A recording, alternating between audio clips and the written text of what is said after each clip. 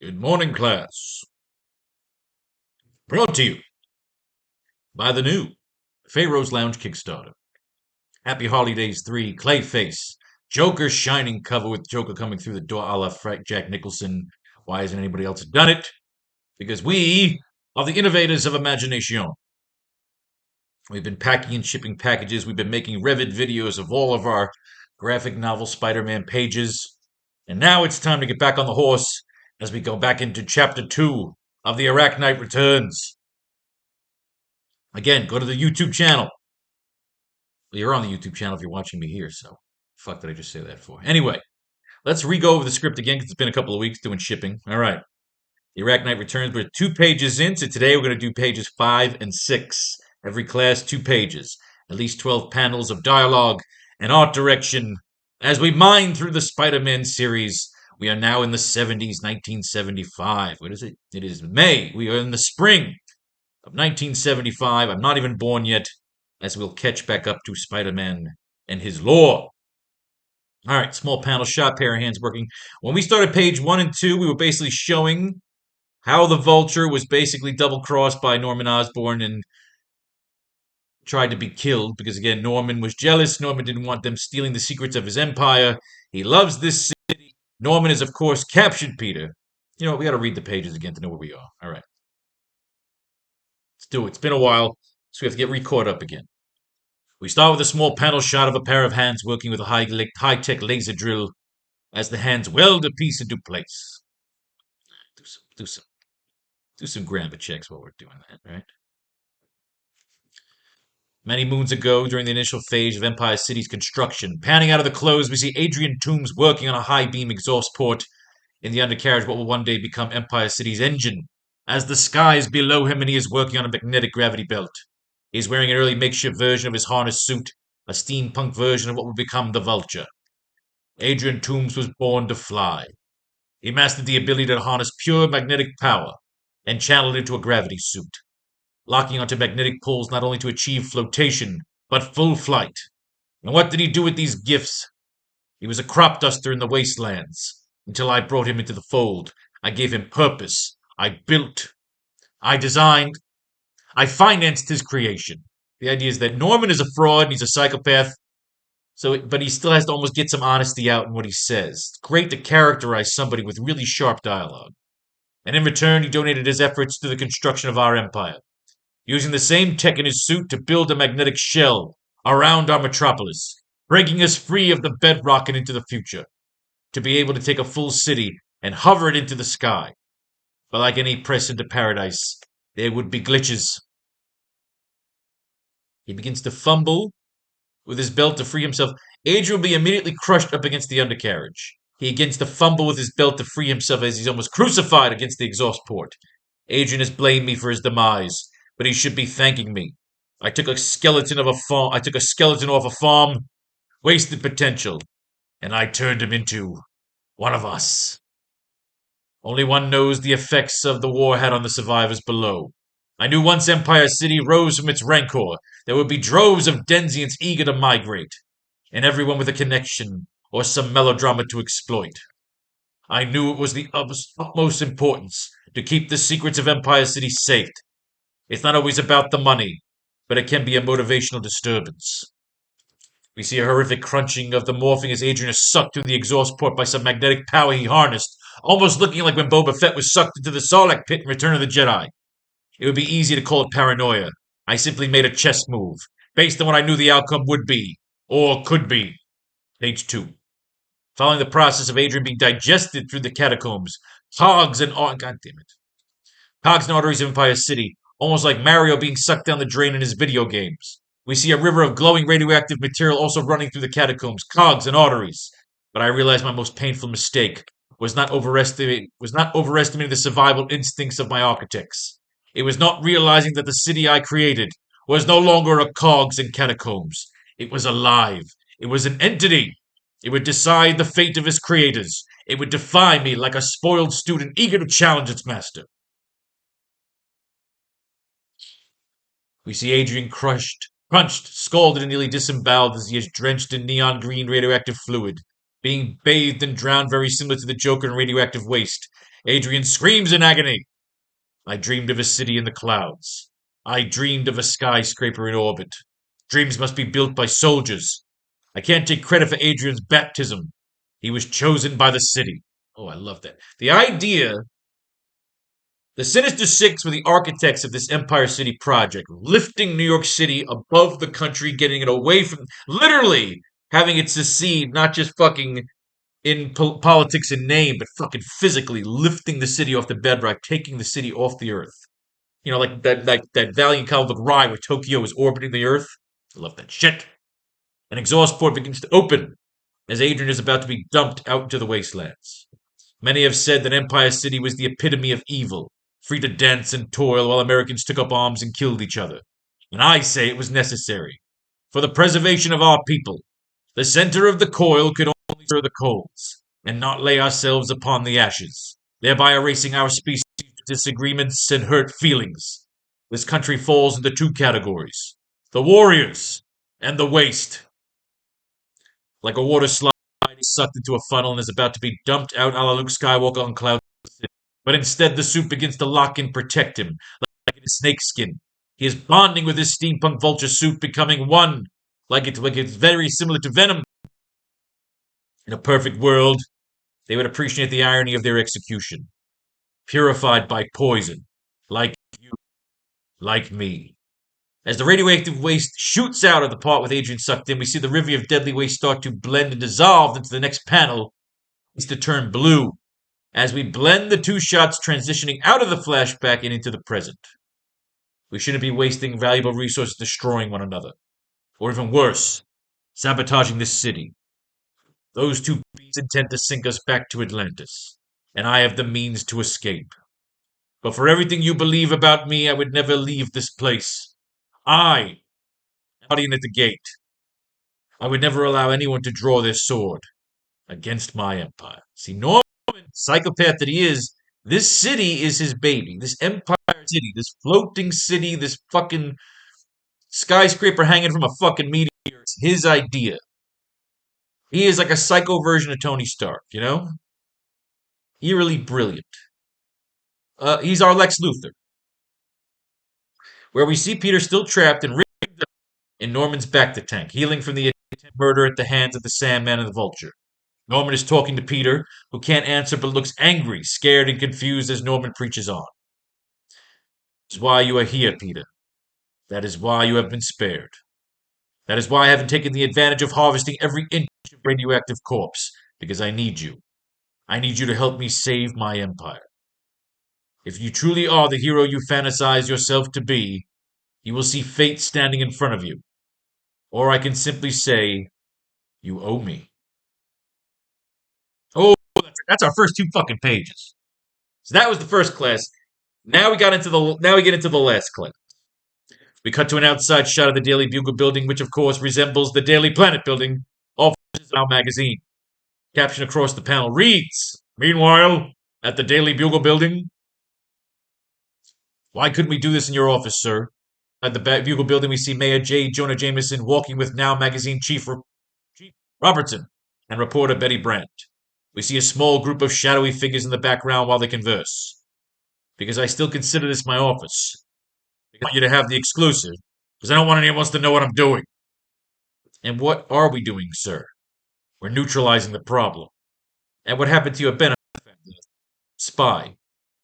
It's classified, Robbie. And he's not answering my calls.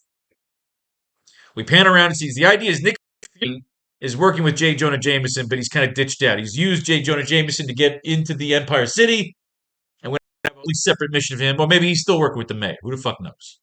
We don't really know. The story evolves as we write it. That's the beauty of sitting down to write a fucking comic book. Because I really don't know what the fuck I'm doing until I sit down here. And we mine through the comics and we pull the ideas. And that really is the best part of writing a comic book, is just taking old art and saying, what could I do better?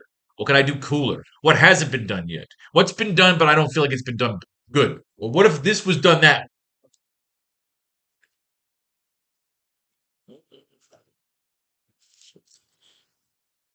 All right.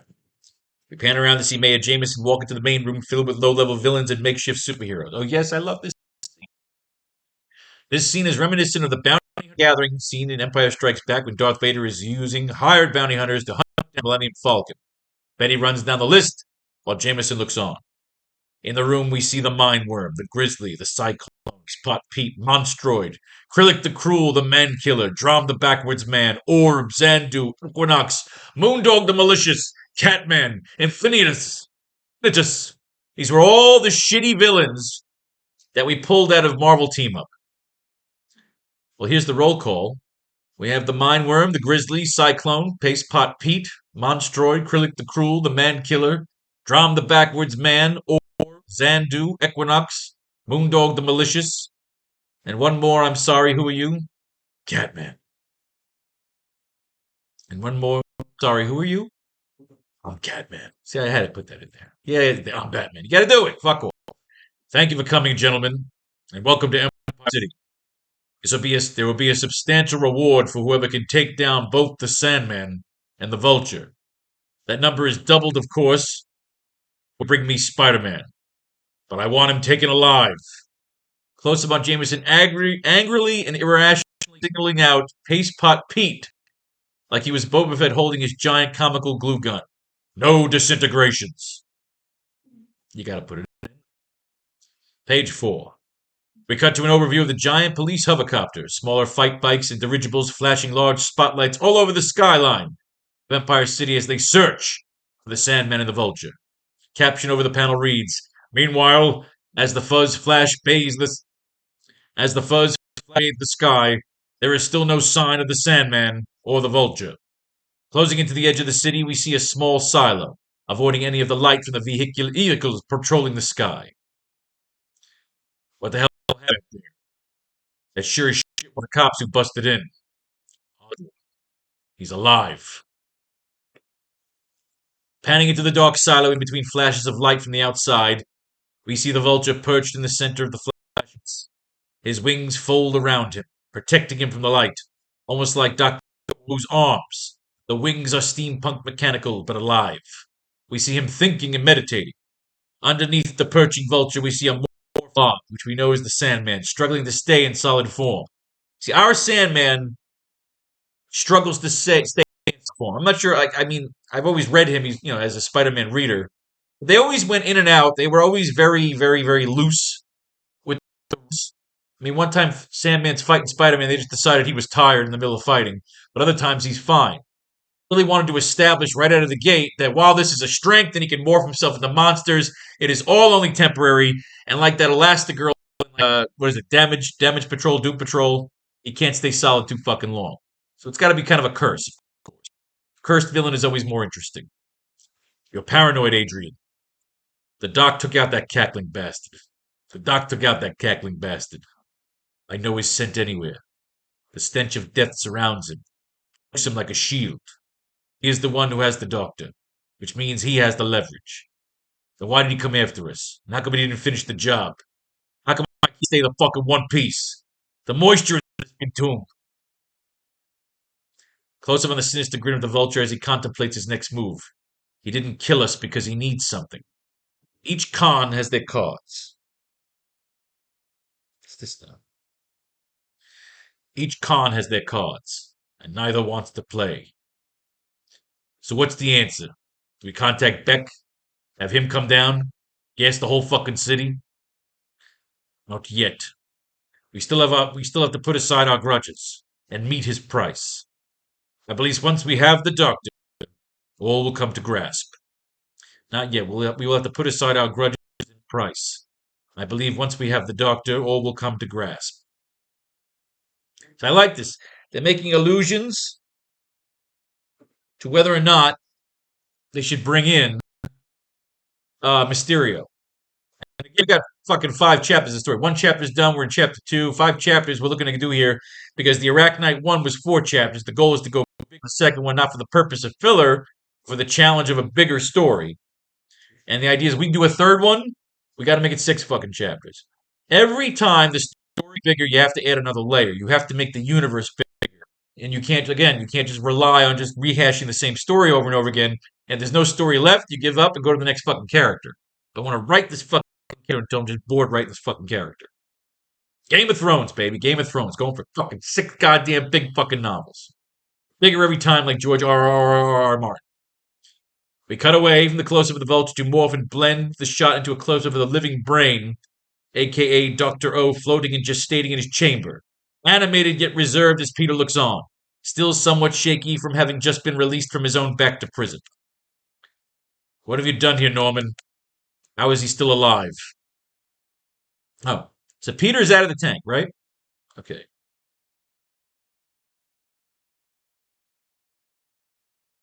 Peter looks on, somewhat shaky from having just been released from his own back to prison. Okay. What have you done here, Norman? So we need to add something. Peter looks on.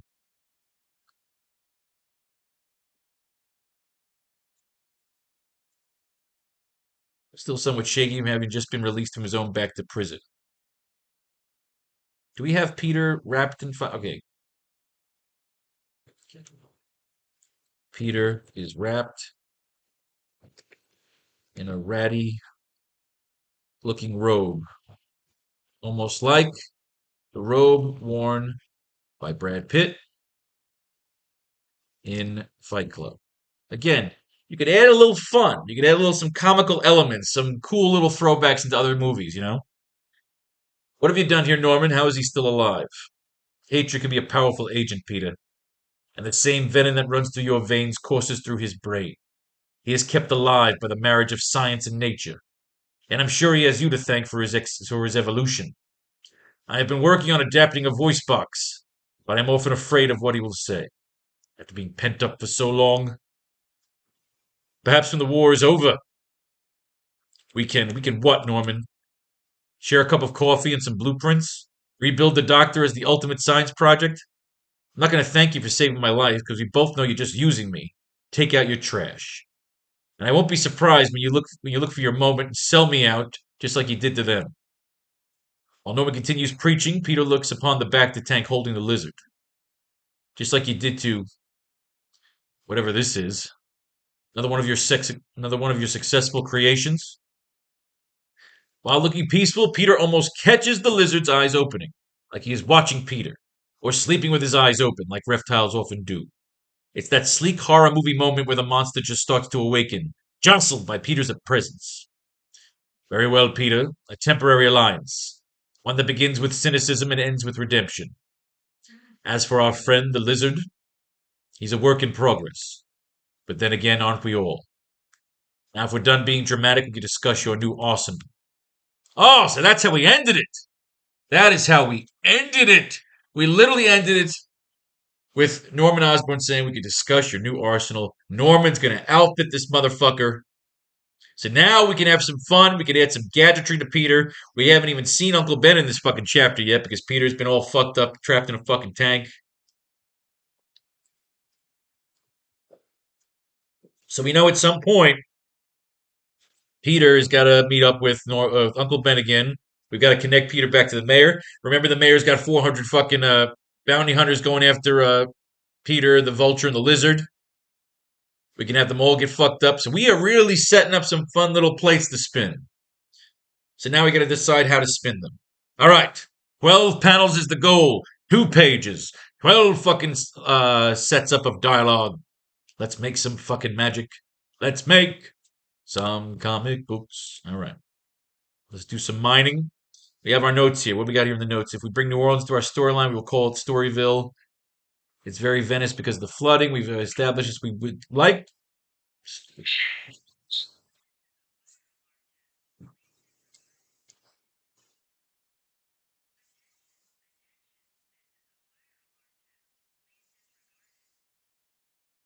Well, disregard. Shut up, lady. I ain't in Florida. We gotta do everything in Spanish.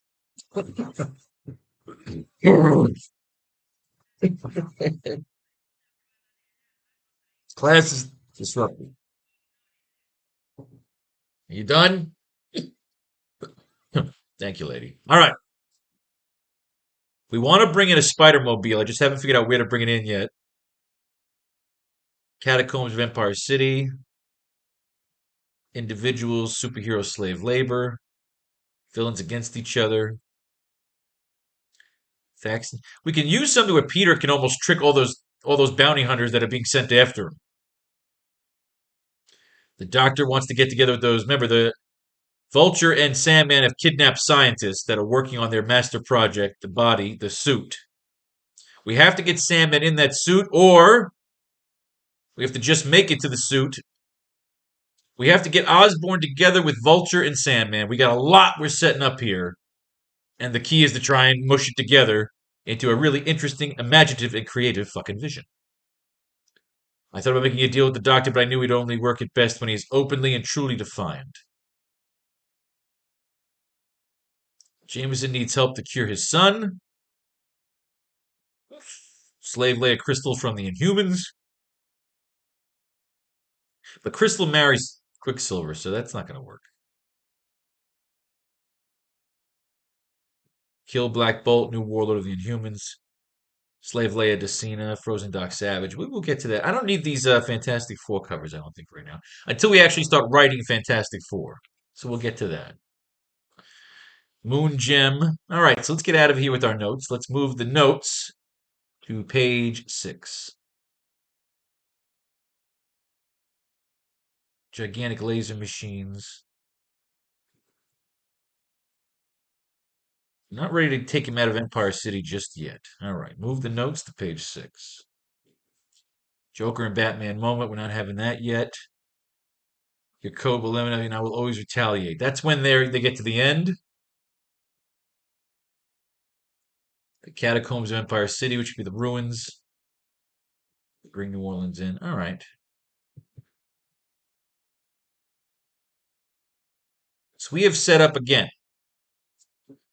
Peter and Norman are together. We know that's our main character. Uncle Ben, we don't know where he is yet. Last time we left him, Peter had left him at the apartments, chilling, doing his thing. Peter got fucked up by the Sandman and the Vulture. Jameson's got bounty hunters going after Sandman, Vulture, and Spider-Man.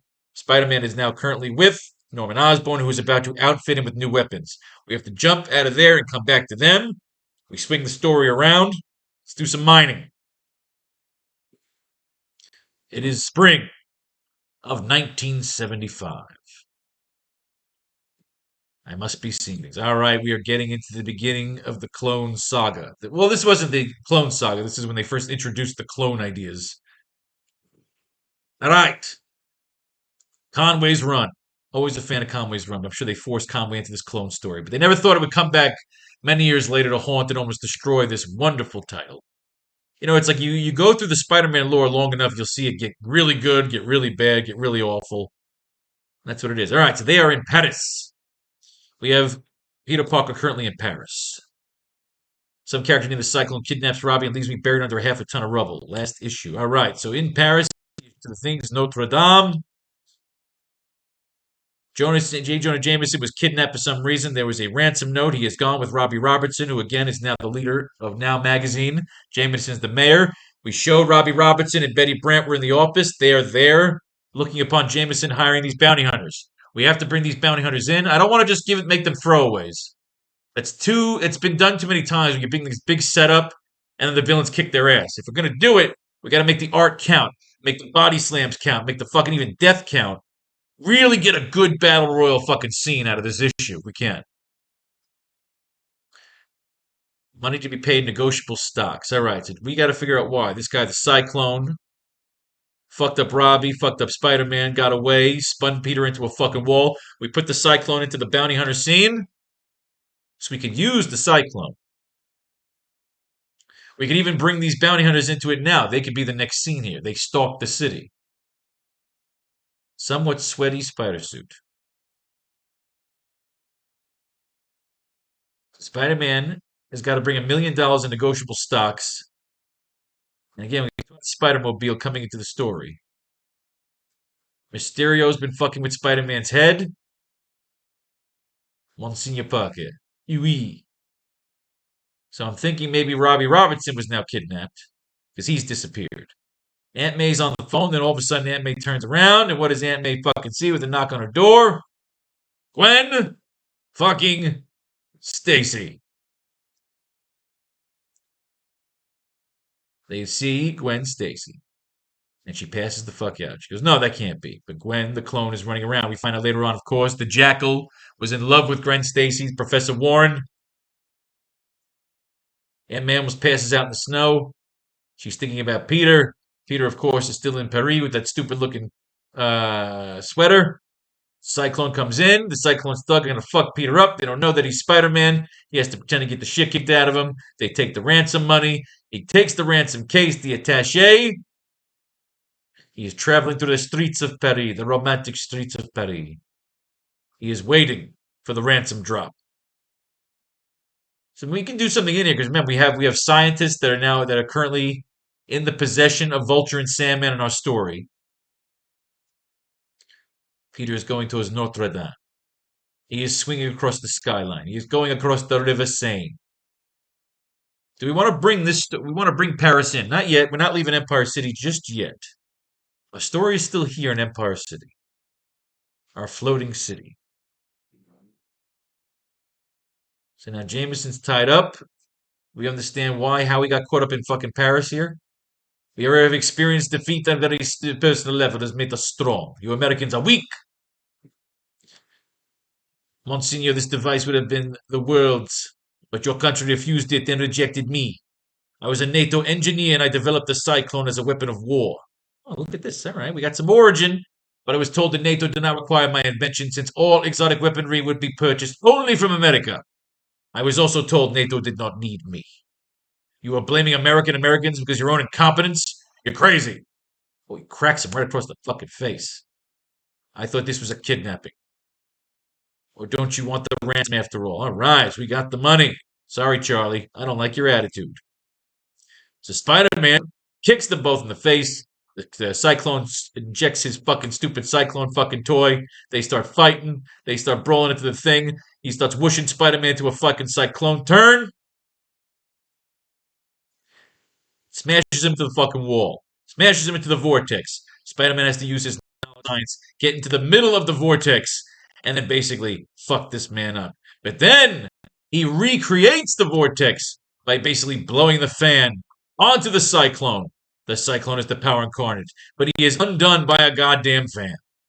Now that you can bring to it that when the Cyclone and all these bounty hunters attack Spider-Man, the Vulture and the Sandman, we can even have holy shit. I just got it. By playing around here is what I came up with my idea. I don't know if we'll have it in these 2 pages, but this particular chapter should end. Let's get into our notes. This particular chapter should end with the tease of having Green Goblin and Spider-Man about to face off in a tag team match with the Vulture and the Sandman. But then all of the bounty hunters show up, and it comes an all-out battle royal. So I almost love the idea of like, we're about to tease it. This is chapter 2. We're building this together.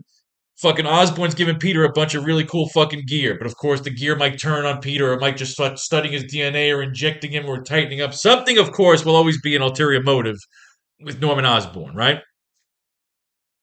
Norman could even like use this shit on his kid. You never know. We'll bring in Harry some other time.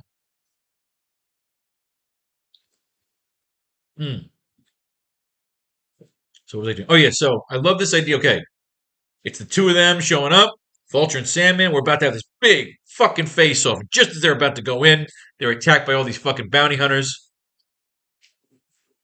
And then basically the 4 of them fuck up all the bounty hunters. Really cool multi-page, just battle royal, just fucking brawling. And it can be really fun. Really, you can have like, I love wrestling. I love professional wrestling. Again, you don't just do it to do it. If it really makes the story fun, it can be a really cool way to end this chapter. But of course, we have to get to the end of the fucking chapter, which takes us back to the mining. But again, it's where we get our ideas and we match the ideas together. So Jameson, of course, always hates the fact that Spider-Man's going to save his life. As a matter of fact, I was trying to save him, not you. You costume creep, I have half a mind. Right on, Jameson. You got half a mind. That's Peter Parker's voice. Where? He's up in the belfry where I left him. I'll tell him how you got involved. What do you mean, throw his voice? Say, Mr. Jameson, are you and Mr. Robertson going to be down there much longer? I got all the pictures we'll need for the daily. Oh, God. What was it? Tape recording? That's right. It was a tape recording. Good idea, Peter.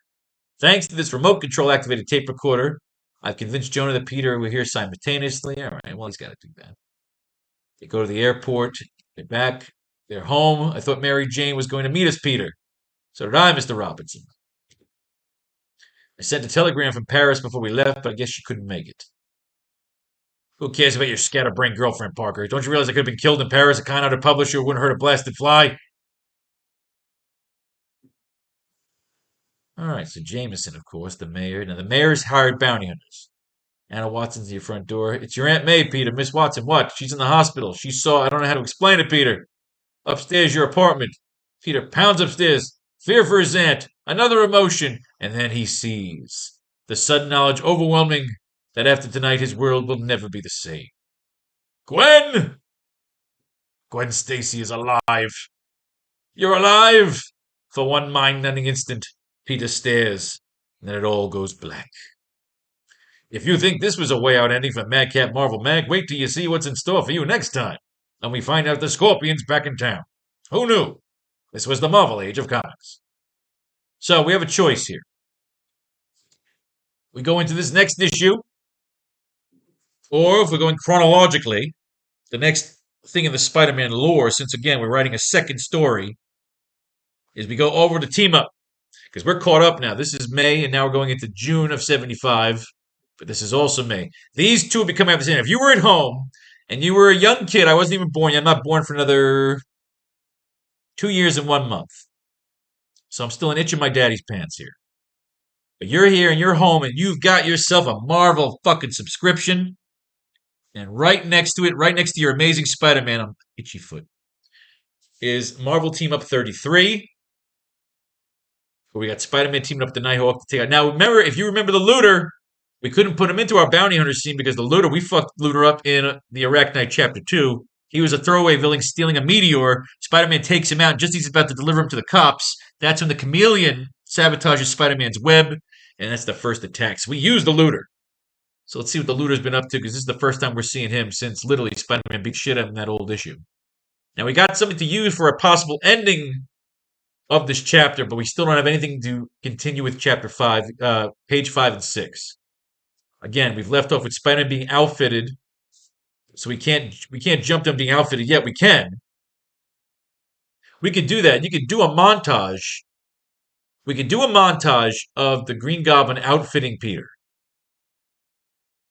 Or you can just have Peter showing up for all his shit. This could be literally him and Peter almost having camaraderie as they're outfitting each other.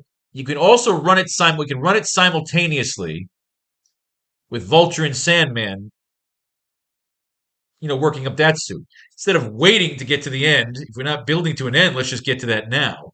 But again, where do they meet up? This fucking sky bridge. We could destroy this fucking sky bridge. The sky bridge is supposed to be a bridge to the rest of the world. All right. The Scorpion stings, but once we're not there yet. We left Sandman and Vulture in that silo. He says we have to go meet up with Norman Osborn. Norman Osborn is with Peter. So why waste time? Why don't we just do the beginnings of this meetup? Jameson's sending out bounty hunters. Nick Fury is going to come back. We're going to leave him for now. He's got to do something else. He's not here right now.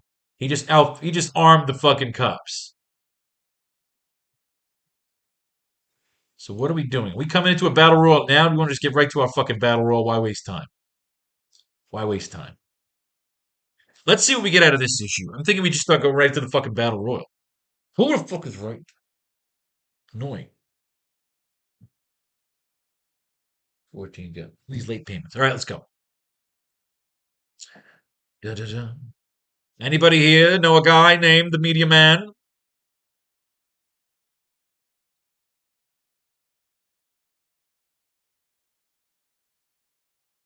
Kyle Richmond was the sort of man called Nighthawk. The fuck is Nighthawk? I gotta tell you, I don't think I've ever heard of Nighthawk. I've got to be thankful now, considering how I came out of that bomb blast in one piece. A blast triggered by Egghead and giant-sized Defenders #4. I'm not reading Defenders right now. Poor Trish lost her arm. See, this was them trying to get you to read. Marvel Team Up was them using Spider-Man to get you to read their fucking B levels. But again, every now and then you'll find a gem, something that we can use. Someone in the study. He pulls out his hook, turns around. A flash of memory catches Kyle Richmond off guard. He gets punched by the looter. The man with the meteor with his little pop parachute. He flies away. I should have never checked out of the hospital. The meteor specimen is gone. The meteor is what he came for. Wealth has its advantages, as Kyle Richmond has noted on more than one occasion. One such advantage is the ability to maintain a private library, something which can be useful at times. He was right. It was the man that referred to as the looter. See, Spider-Man 36, that was the last time he was. Oh, that was the last time when we read that. We used that here. Isn't it wonderful? Many years later, we come back to that story. I remember being interested in the case at the time. That's why I brought that meteor specimen from the Science Museum. As I recall, there was a connection implied between this looter and another man. Perhaps I should pay this man a visit. This guy can fly. All right, he can fucking fly. All right. Finding your friendly neighborhood spring figure is indeed easier said than done. As it turns out, our favorite neighborhood Spider-Man has been out of town these past few days, just returned last evening, and still reeling from the shock of his life. See, I like when it connects. See, now we have the connection of the universe.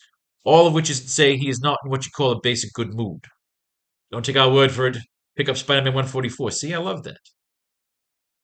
This tale takes place during the events in Amazing Spider-Man 145. Oh, fuck. Well, we didn't read 145 yet. Assholes. All of a sudden, this low-down crummy tricks to play on a guy. This must be the lowest. Imagine someone impersonating Gwen Stacy. He's all fucked up. That's cruel, really cruel. When I found out the girl's doing it, he's all fucked up. We'll get into the Clone Saga. Aunt May's in the hospital. The art is not good. See, what takes me out is when the art's not good. And I've been amateur where I had shitty art, and I had to learn quick that people aren't going to read it when the art's not good. And what makes good art? Like it's not always doesn't have to always be Todd fucking McFarlane, but it has to be interesting. Every artist, though, you can be claymation if you're going for that kind of story. We're not going for that kind of story. I use Emil Caballero, of course, and the best in the business, Mr. Jose Varice. All right, so we have Spider-Man and Nighthawk, of course, getting into some shit. They're going to start fighting. Maybe I catch him so we can have a little talk. Daredevil mentioned him once. A guy named Wonka. Nighthawk. What did you use on me, fella? Monkey wrench? Just my fist, Nighthawk. Give me a good reason why I shouldn't use it again. I like that line. I heard you had a quick temper, but usually a guy needs a reason to get angry, doesn't he? I got my reasons, break face, speak face. It's not any of your business. Are you going to tell me why you jumped me, or am I going to hold everything? Let's get this straight, pal. You jumped me. All I wanted from you was some information. That's still all I want. If you'll listen, I'll tell you what I know. All right, Spider-Man listened, and I hit tails. They give him the story that the looter came in, stole his fucking Aunt May and the new Gwen Stacy. The Scorpion will have to wait. The Scorpion will have to wait. See, shit. So maybe we go back and read that one. No, we're here. We're here. We're here. Rumor has it the Scorpion is going to be the villain in the new Spider-Man movie, so we'll have to get into him sooner or later. I'm fond working in a team. That's why I checked the state prison to find out who had escaped. Why I take over the looter's old laboratory in the off chance he might have returned.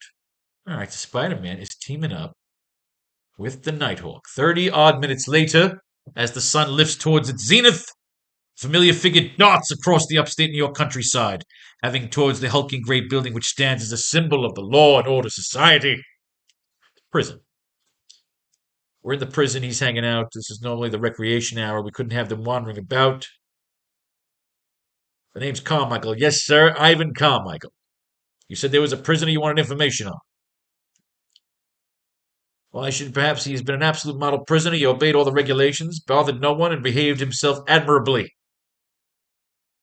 Thought it'd be a good influence on Mr. Gordon, but as things turned out, it was the reverse. You're the festa creep I expected, chump. All right, so these guys didn't get along. I heard stories about you. You know what I think? I certainly do not. I think you're nothing but a two-bit phony. Losing your so-called power, and if I still had it, So this is a bitter guy rooming with another bitter guy. And he still has his, I'm Norton Fester. You hear me? I'm the looter. It's true, I've never lost my strength. Ever since that day where I first inhaled that strange meteor's gas, I've had the power, more power than I've ever dreamed. They brought this guy back. He's gonna bust out this fucking blonde guy. Looks like Duke, looks like Channing Tatum. I'm free. Yes, yes, what happened? Never expected Norton to do it. You see, he had been such an ideal convict. Not at all like some of the riffraff you meet. No, sir, he was quite a gentleman. Glad to hear it, Warden Carmichael. What I don't understand is why Fester was never treated by a psychiatrist. Obviously, the man is seriously ill. Oh, okay. All right, so this is what? This is all about what? Nighthawk's all about prisoner rehabilitation. As one of a heroic pair completes his assignment, let's look on the other in the midst of his own investigation. An investigation has so far proven fruitless. Wonderful.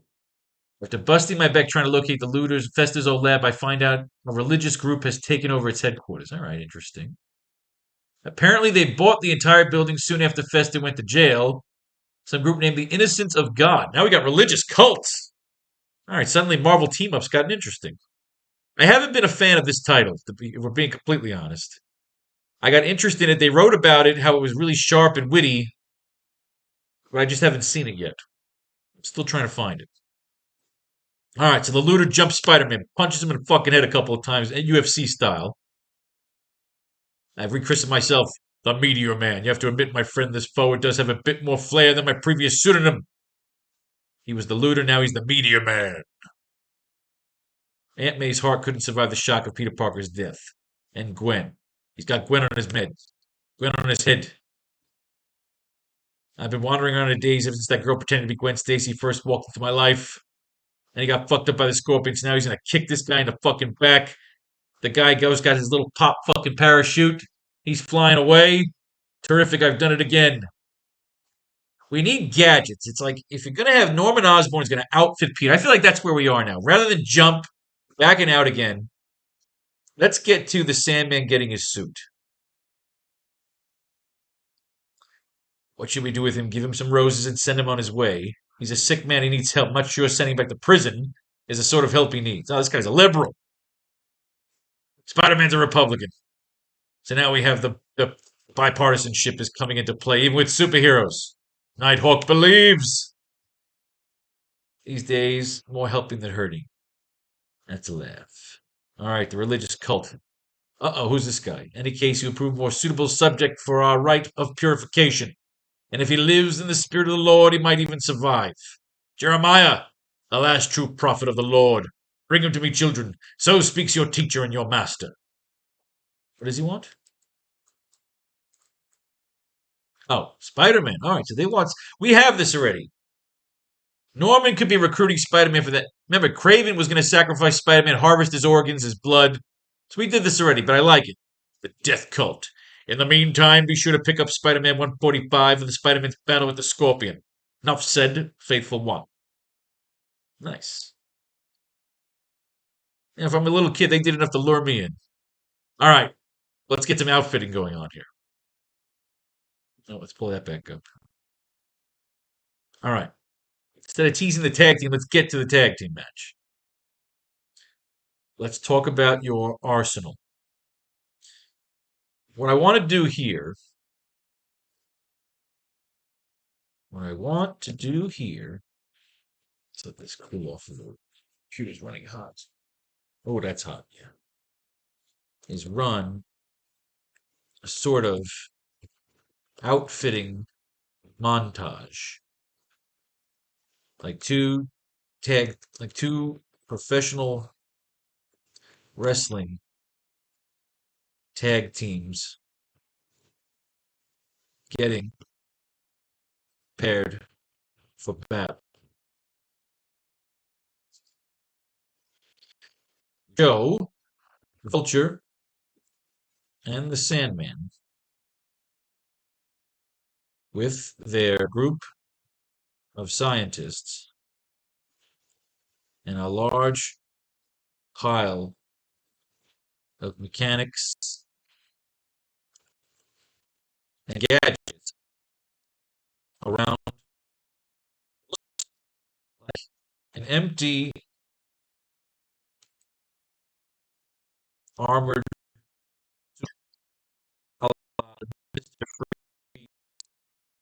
from Batman and Robin.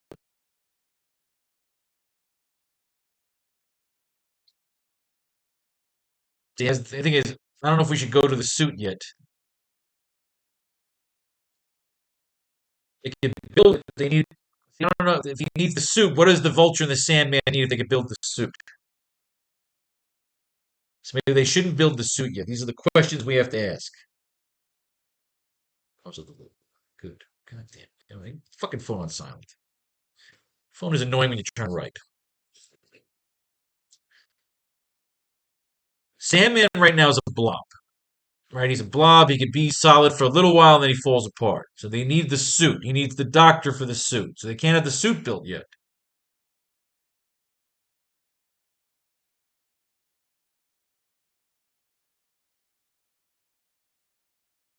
The group of scientists and a large pile of mechanics and gadgets around what looks like an empty armored suit, a la the Mr. Freeze suit from Batman and Robin. They can have the empty suit. We show the Vulture and the Sandman with a group of scientists and a large pile of mechanics. Gadgets.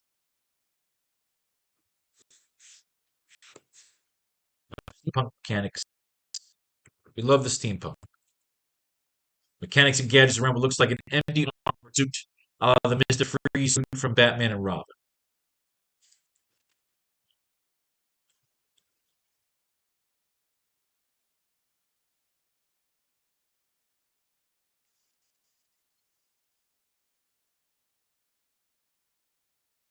Okay, so now where do we go from there?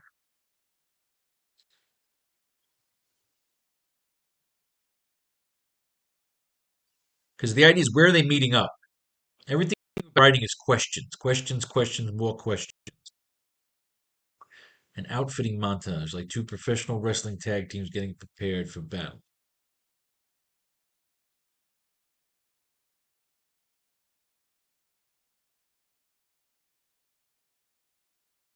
It could be a temporary suit, like almost like what Iron Man used to escape. Yeah, I like. Okay, a temporary suit. Temporary suit.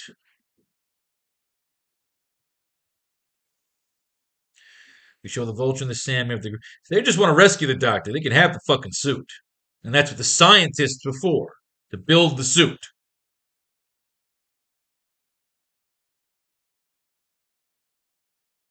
I like this. Okay, we show the Vulture and the Sandman with a group of scientists and a large pile of steampunk mechanics and gadgets around what looks like an empty armored suit, the Mr. Freeze suit from Batman and Robin. We do need a passing of time.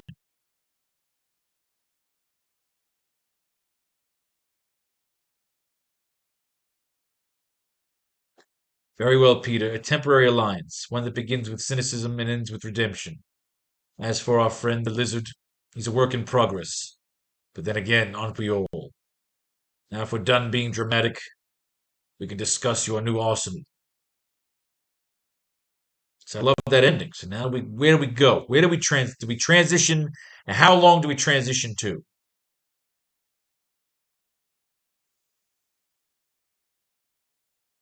Meanwhile, we need a meanwhile, of course. Need a meanwhile.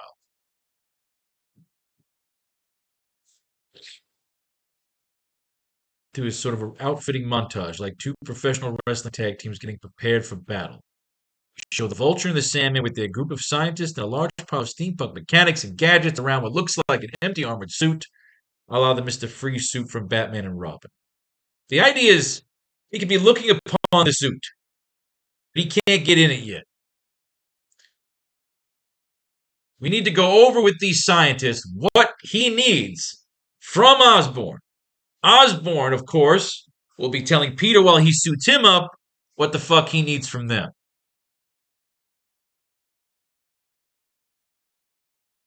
He needs the brains.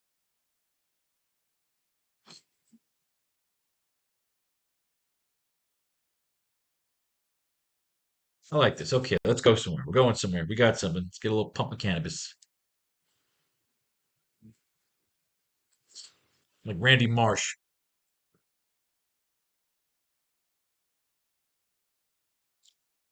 Both we've established that they need each other for some reason. That's why they're not killing each other.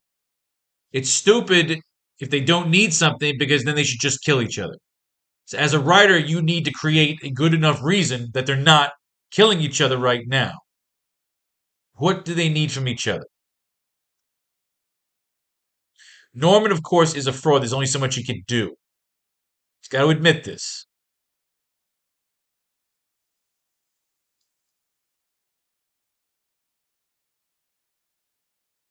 Okay.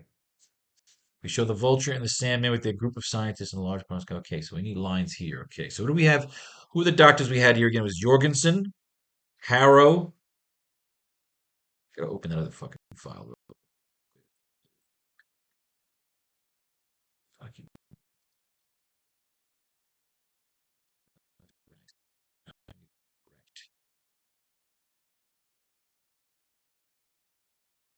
AracKnight returns. I gotta get those scientist names again.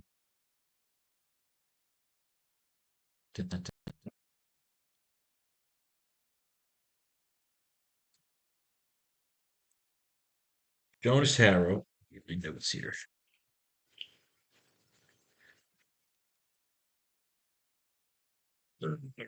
Harrow.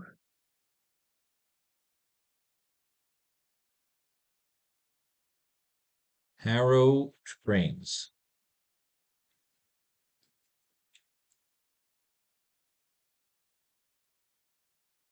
Harrow is brains.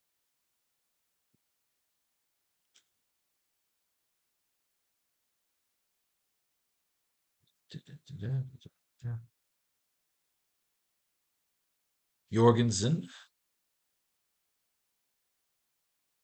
Jorgensen is biochemistry.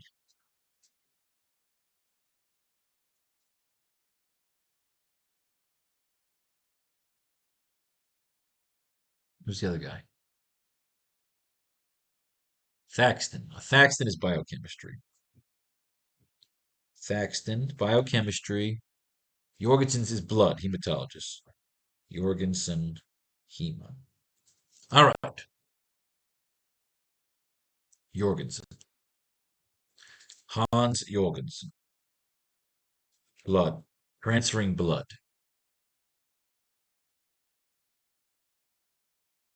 Gene alteration. Thaxton is gene alteration. Got it. Done. I want it laid out here. I want to know why these brains are so valuable. What I want to do here is run a sort of outfitting montage. Okay, Vulture and Sandman with their group of scientists. It's the free soup for Batman and Robin. Scientists needed. While others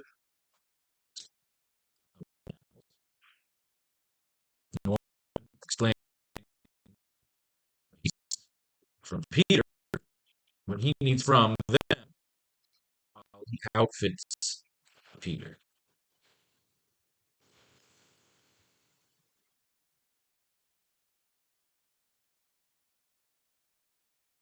So, okay. Mirroring their outfitting, Norman is setting up Peter his new gets.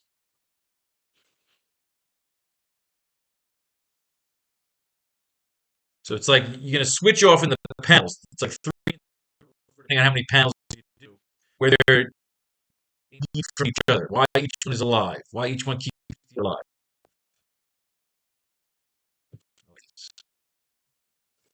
Strategy.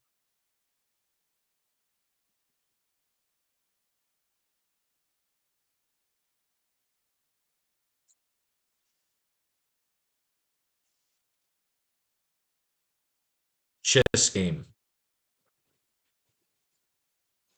Chess.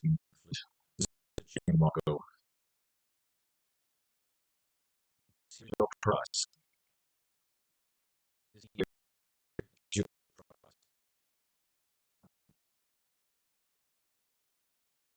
valuable.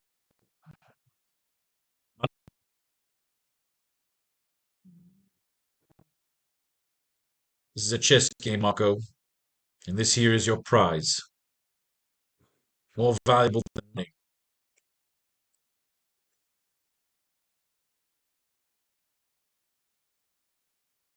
This is a chess game, Marco, and this here is your prize. More valuable than money.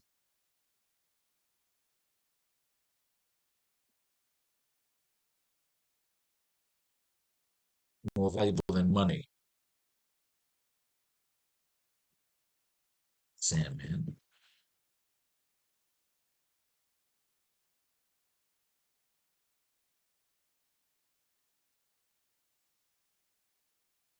We emptied our coffers. We emptied our coffers for what?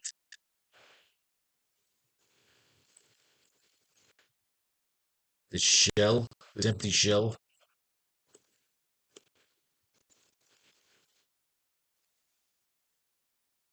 What's this to do with me?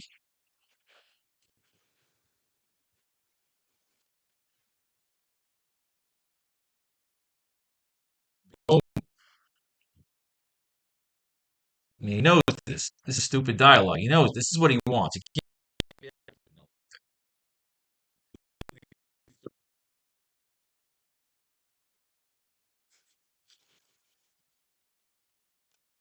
We emptied our coffers. We emptied our coffers for this missing. For this empty shell.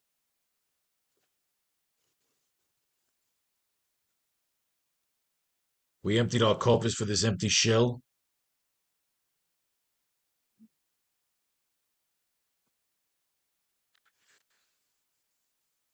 This is a chess game, Marco, and this here is your prize. More valuable than money. Than money or than money? Is that what they want me to say? Then money. We emptied our coffers for this empty shell.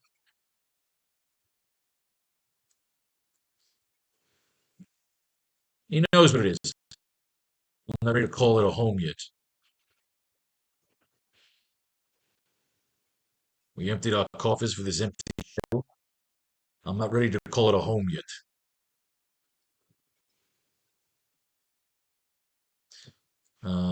Dr. Harrow.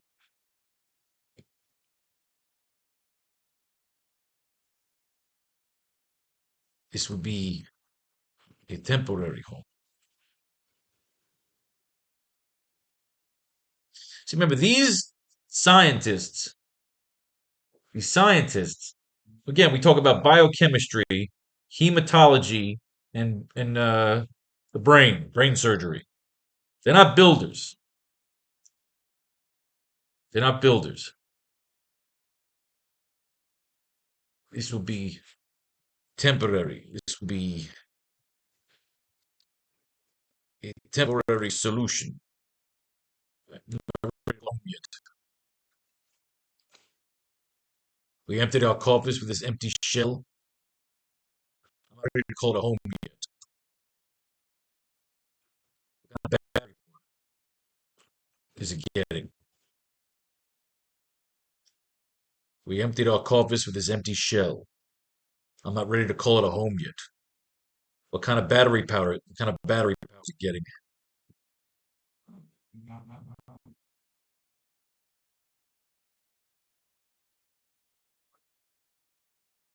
What kind of battery power is it getting?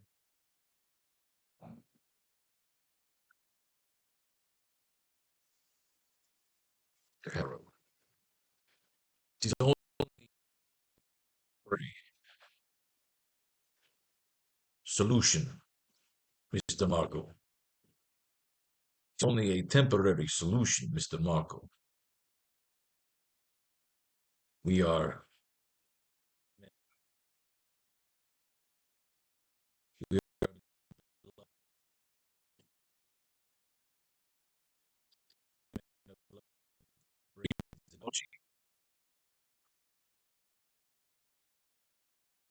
we can build the suit.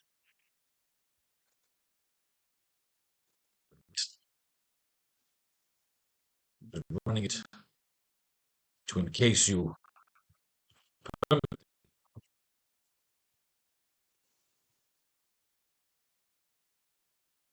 Temporary solution. Blood. Brains. We can build a suit, but running it to encase you.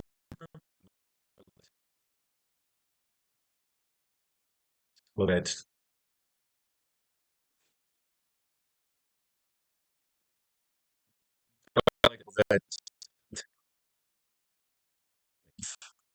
mirroring out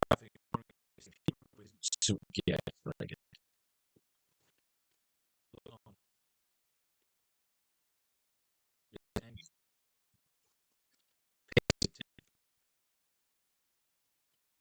using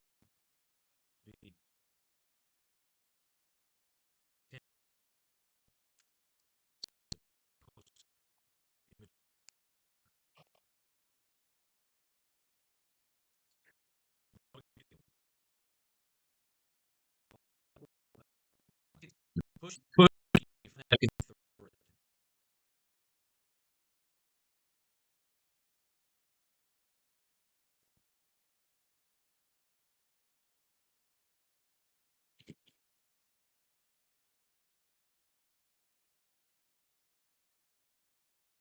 I agree with the voice acting, but in the voice acting.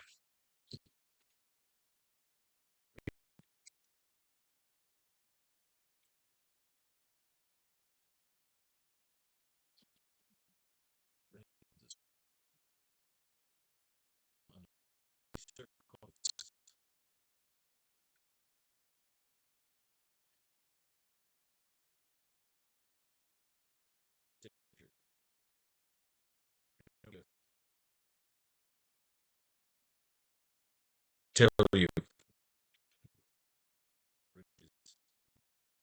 joy to talk. Peter, any circumstances or consequences. When there are any circumstances, are there any circumstances or consequences? I want. I need to talk about doctors first.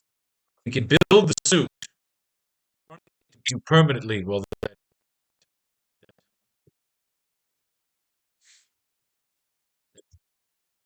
is a possible test. Well, that Norman taking over next panel. That is an impossible knowledge.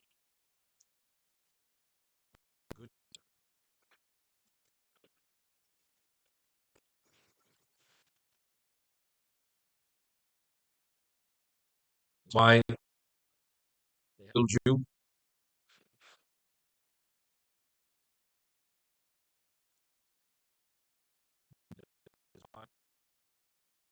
They didn't kill them. That is an impossible task without the knowledge of the good doctor. That is why they haven't killed you. That is why I didn't kill them. The world, which is machismo, where missiles and machismo. In a world where missiles and machismo have turned paradise into ash, we forged an empire. In a world where missiles and machismo have turned paradise into ash, we forged an empire. We cannot let it fall. Fall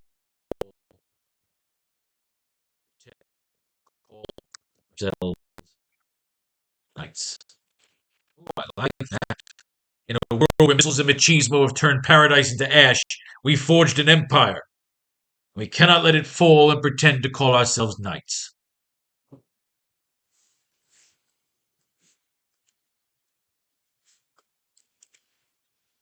But even now, In a world where missiles and machismo have turned paradise and yes, we forged an empire. We cannot let it fall and pretend to call ourselves knights. But a knight, but even the most powerful knight, but even the most powerful weapon is useless without knowledge.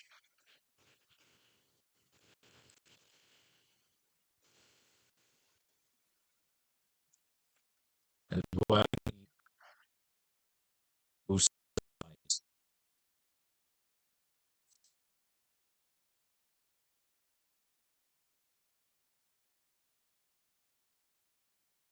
that is why I need those scientists.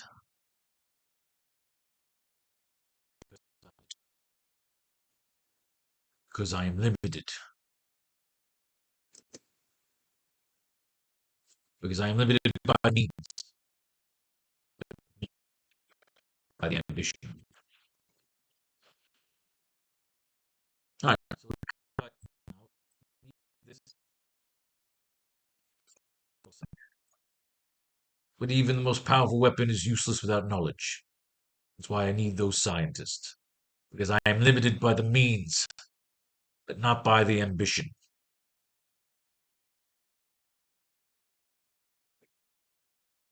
All right, I like that. To Stan stepping through his empty shell.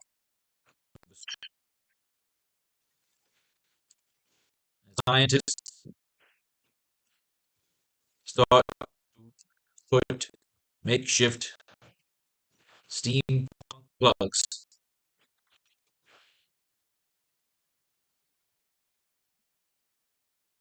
makeshift steam plugs and circuitry around and among his suit.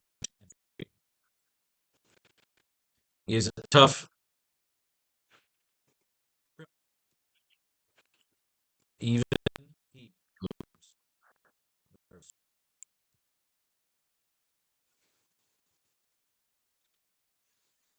What is Norman? No, Norman needs the science. They need.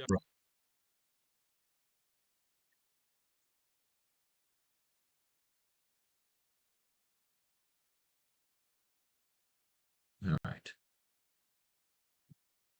What I like is actually what we're gonna fucking have is how do they meet up? Norman is gonna shoot the spider signal. I just came up with that while we were playing around here. It was like, how the fuck do they know to meet up on the bridge? Norman's gonna shoot the fucking spider signal like the bats.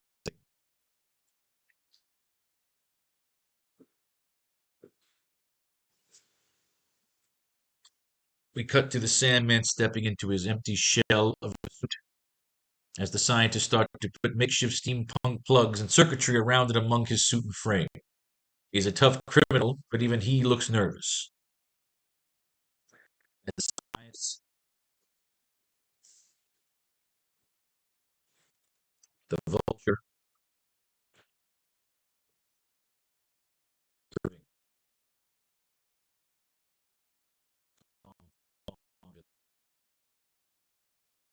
all right.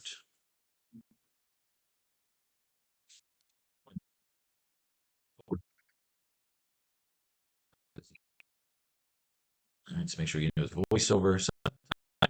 Literal forget giving like the vulture the lines. You can always fix that in editing. You tell them what to do, but just in case, we always put voiceover. Dr. Harrow.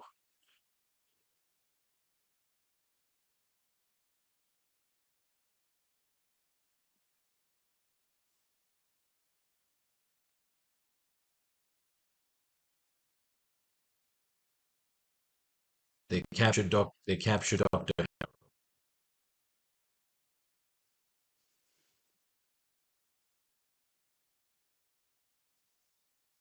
They captured Dr. Harrow.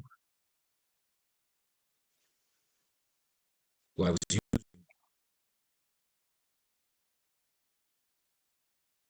using to what? They captured Dr. Harrow. who I was using.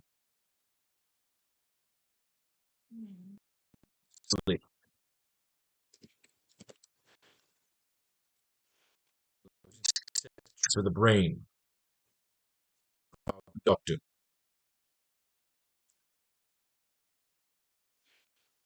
who I was using to successfully transfer the brain of our good doctor to the new.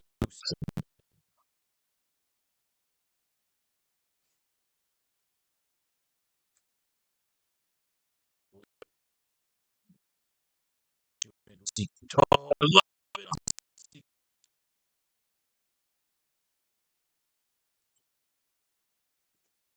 Oh my God. They captured Dr. Harrow, who I was using to successfully transfer the brain of our good doctor into the body of a new specimen. Now, let you see, he's, and before you soiled,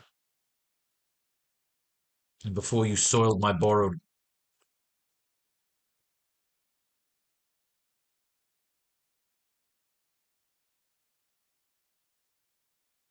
Oh, I love this. He is going to put the brain of Dr. O into the fucking lizard. It's alive! Monster movies!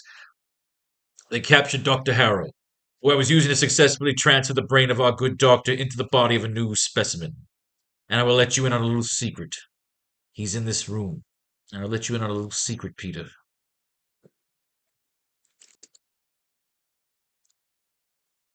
He's in this room. And before you soiled my borrowed sweats, it isn't you. It isn't you this time.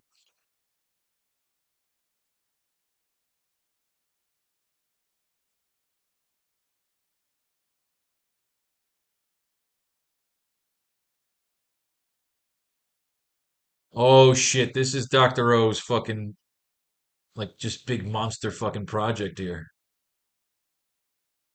My very own monster.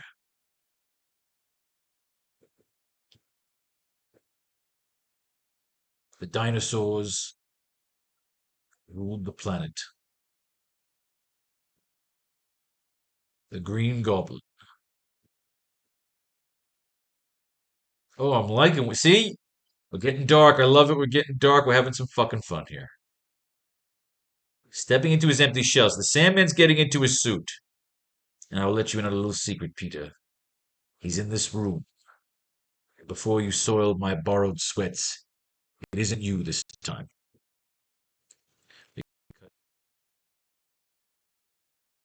Right? What do we do? I am limited by the means, but not by the ambition.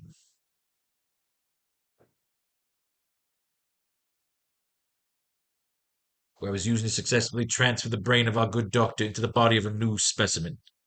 And I'll let you in on a little secret, Peter. He's in this room. Before you soiled my borrowed sweats, you this time.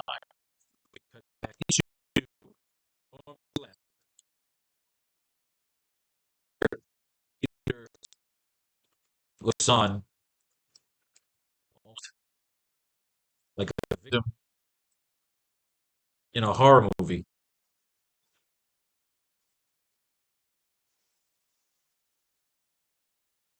As he sees a deranged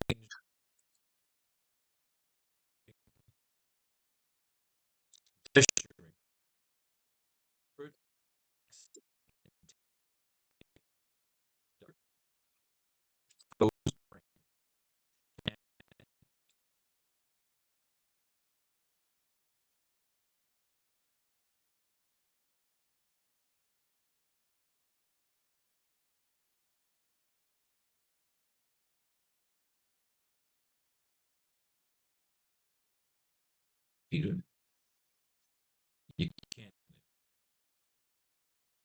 you can't,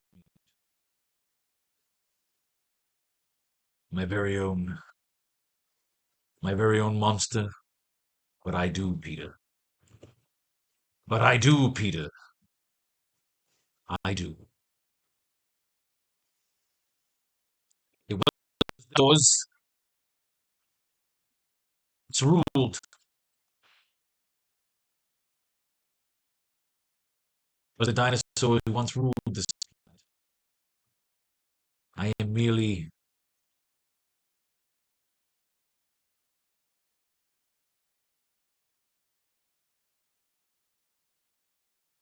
It was the dinosaurs who once ruled this planet.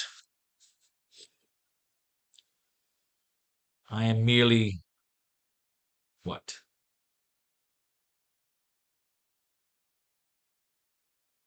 What is he merely doing?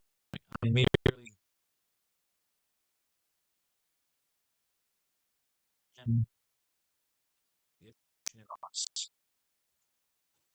I am merely channeling the evolutionary charts. Is that cheesy?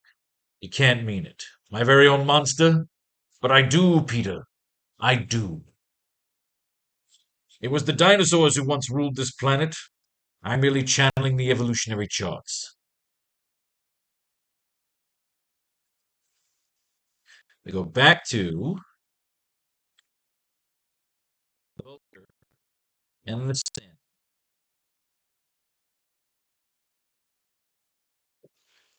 Sandman is locked into the suit,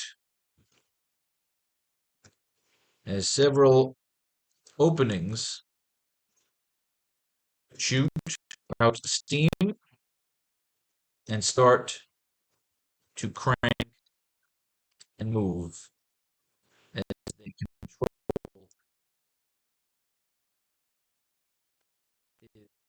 the molecular structure. You have a nice build-up, and fucking suit should fall apart.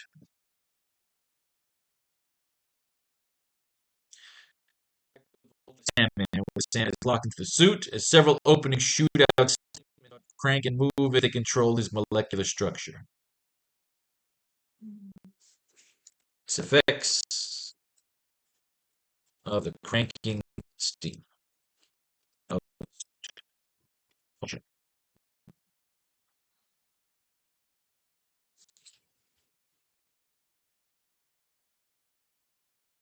almost like those patients, my friend.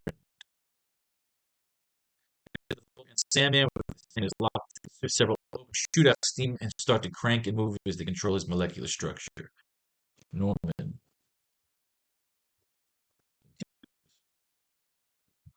As they control molecular structure to move. Like, or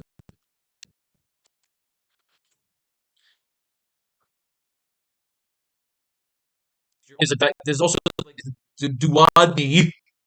Norman's a monster. Spider-Man's a monster. This is a monster. Page to describe.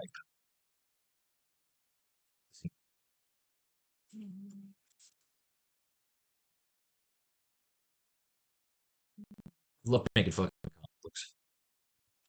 And yeah, there's some orders, fucking bagels. Fuck yeah, I want bagels. All right.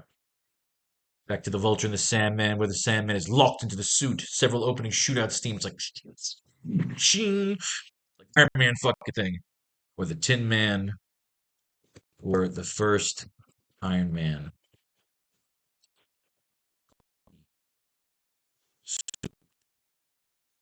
Steampunk dream. Let me describe the scene. Okay, so what he needed, I wanted to say what he needs these fucking doctors for. Just come right out and say it. I love what we said. He's basically he's putting the fucking Dr. O's brain into the fucking lizard.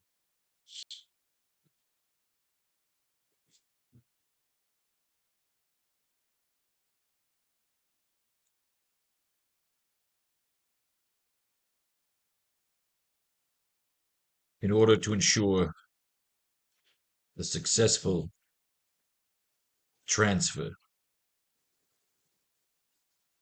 of man reptile.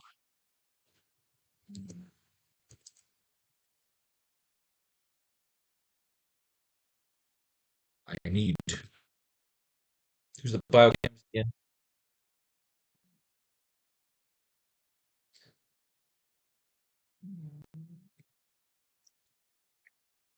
Professor,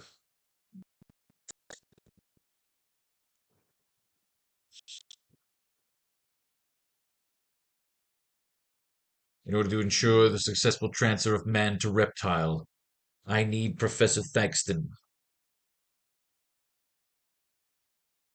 I need Professor Thaxton.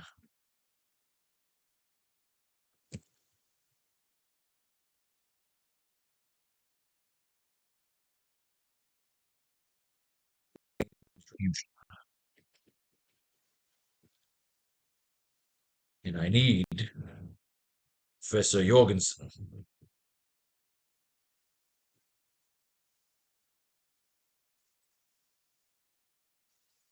to transform the blood.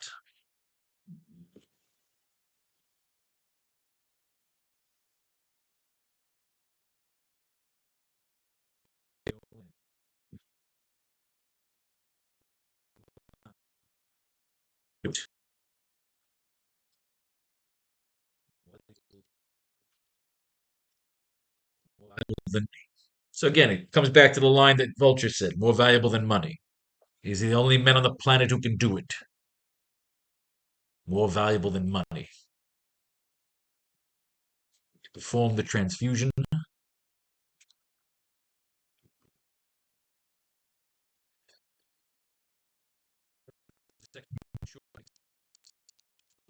successful marriage.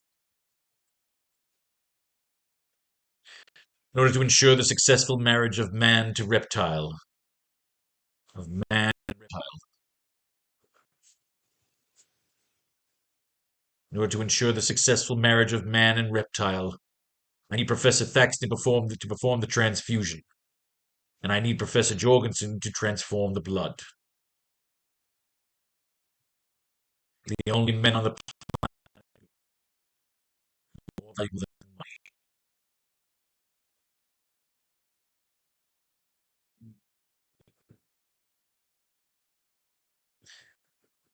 more valuable than money.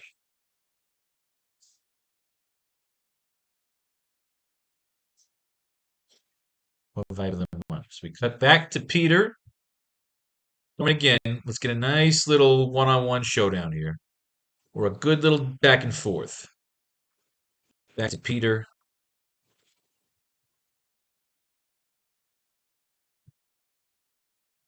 What were they doing together here? Hang on a second. Setting up Peter's new suit and gadgets. Peter's anger pays attention, choosing to be active as opposed.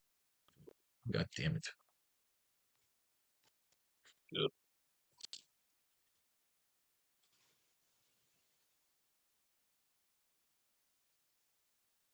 What is he putting on him? His new suit and gadgets.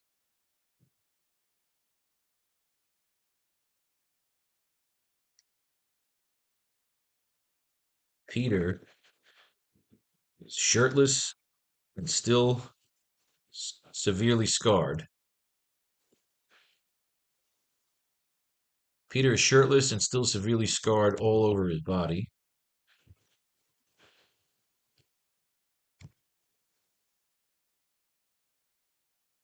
He's wearing he's wearing sweatpants while Norman fastens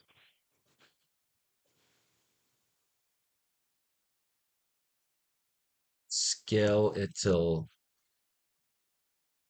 skeletal what? Skeletal makeup up his biceps and forearms,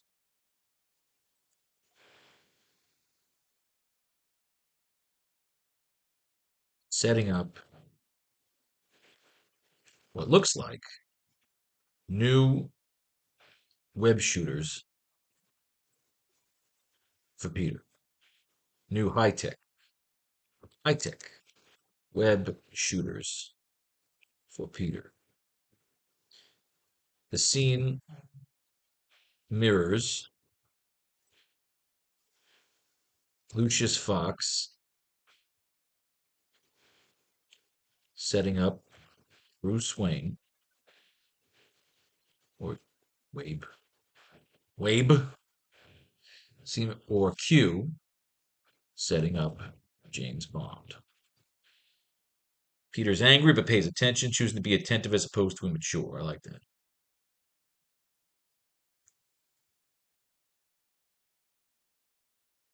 That's why I needed those scientists. Give us a sign. So I hope you will pay attention. He doesn't. Won't move it. Move it here, page 6. Okay, so we haven't put on the web shooters.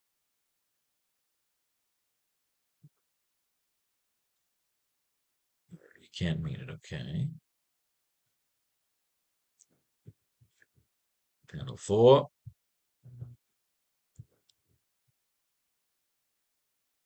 Panel 5. I like where we're going here. In order to ensure the successful marriage of man and reptile, I need Professor Thaxton to perform the transfusion. And I need Professor Jorgensen to transform the blood. He's the only man on the planet who could do it. More valuable than money. Back to Peter and Norman.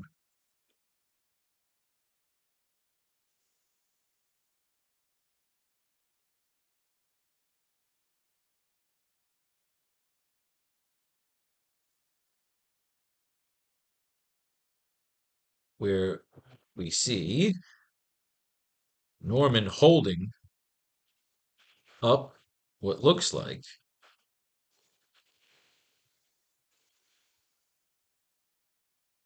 a black flak jacket,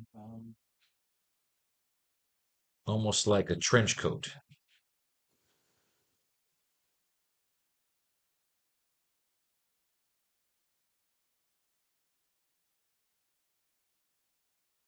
Not a trench coat, usually a sand guard. It's like a black flak jacket, almost like a trench coat.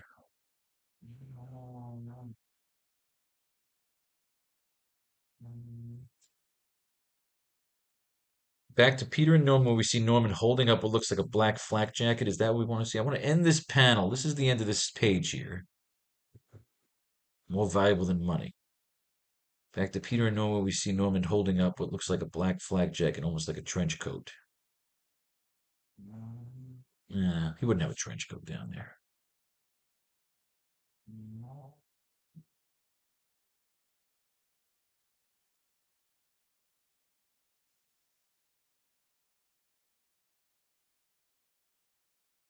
Back to Peter and Norman, where we see Norman holding up what looks like a black flak jacket. See, I'm stuck. Might have to go do some mining here.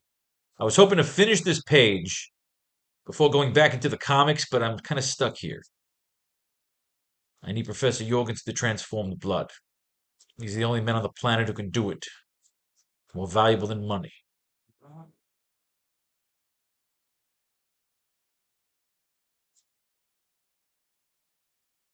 More valuable than money. Back to Peter and Norman, we see Norman holding up what looks like a black flak jacket. Oh, he wouldn't have the suit yet.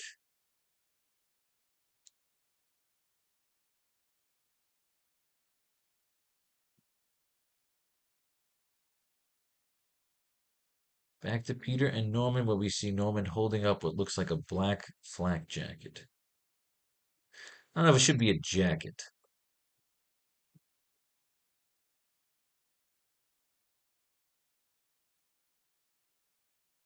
It looks like a black flak jacketed suit. Very similar to Snake Eyes from G.I. Joe. Peter is testing out the aim of the web shooter.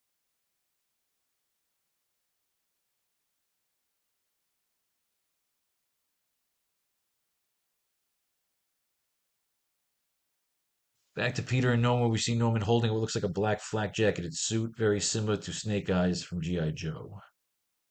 Peter is testing out the aim of the web shooter.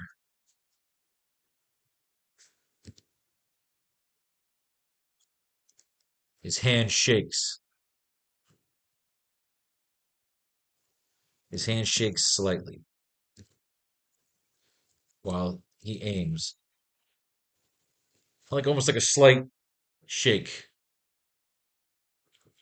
Slight shake to the hand. He couldn't be like 100%. Just got out of the fucking back of the tank, but he's still all fucked up, you know? His hand shakes slightly while he aims. More valuable than money.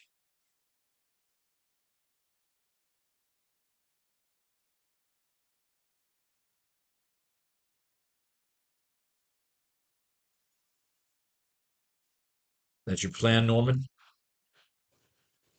To take back the city, to take back the city with an army,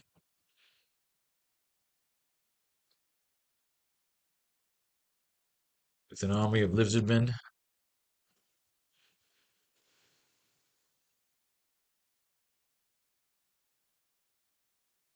Is that your plan, Norman? To take back the city with an army of reptiles.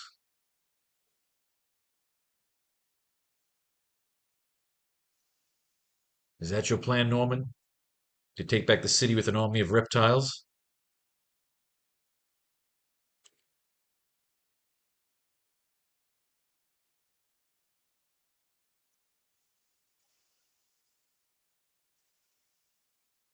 I don't suppose either of us.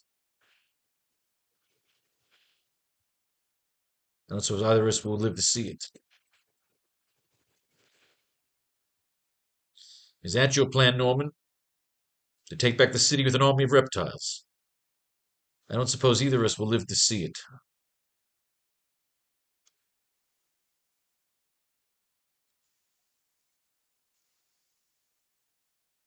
I see your trademark. Sarcasm has healed, even if your aim is still shaky. Even if your aim is still shaky. Those muscle spasms will recede.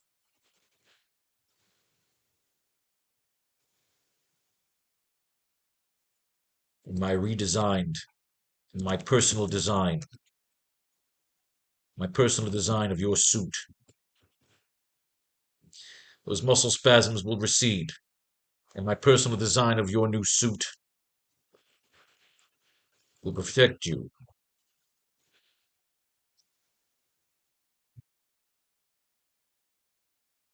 will protect you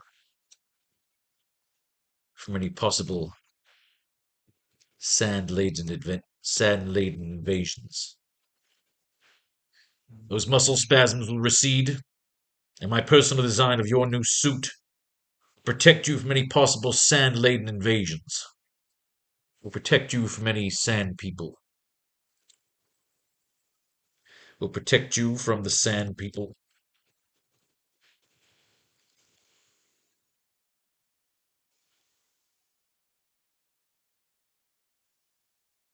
I hope you will take I hope you will take true advantage of this team up.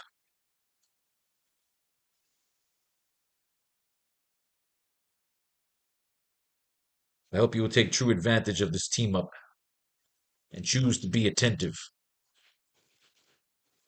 as opposed as opposed to being immature. As opposed to being immature. You may even learn something.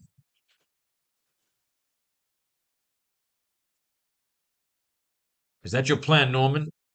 To take back the city with an army of reptiles? I don't suppose either of us will live to see it. I see your trademark sarcasm is healed, even if your aim is still shaky. Those muscle spasms will recede, and my personal design of your new suit will protect you from the sand people. I hope you take true advantage of this team up and choose to be attentive as opposed to being immature. You may even learn something.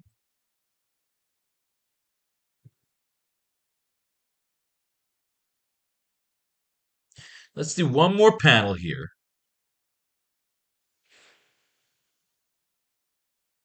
Right? One more panel. Close up on Peter and Norman locking eyes, almost like Batman staring down the Joker.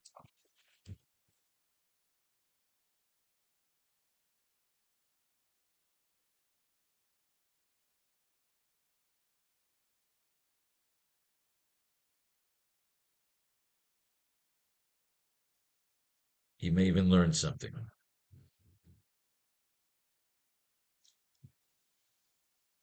Save your speeches. Save your speeches, Norman. When do we fight?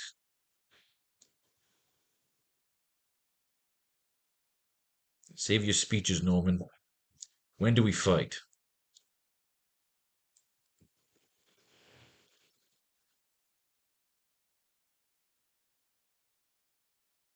As soon as you're done shaking.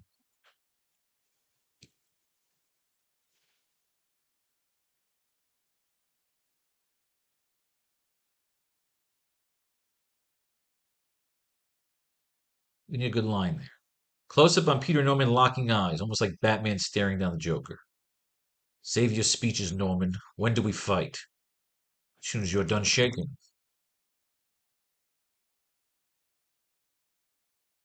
As soon as you're done shaking.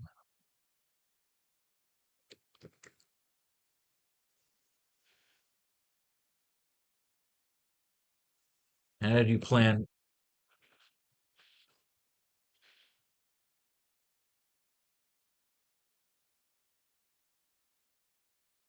And how do you plan to invite them out? And how do you plan to bring them out of hiding?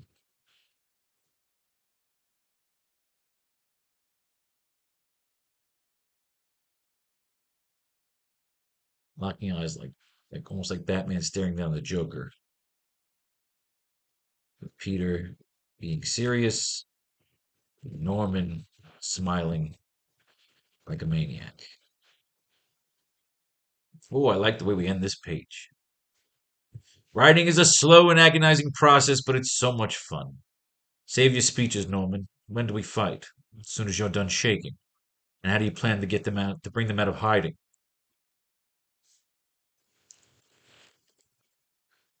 Oh,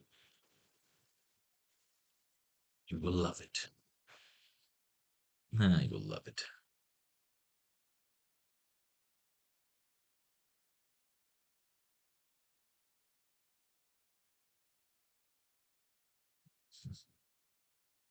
And how do you plan to bring them out of hiding? Ha ha ha ha.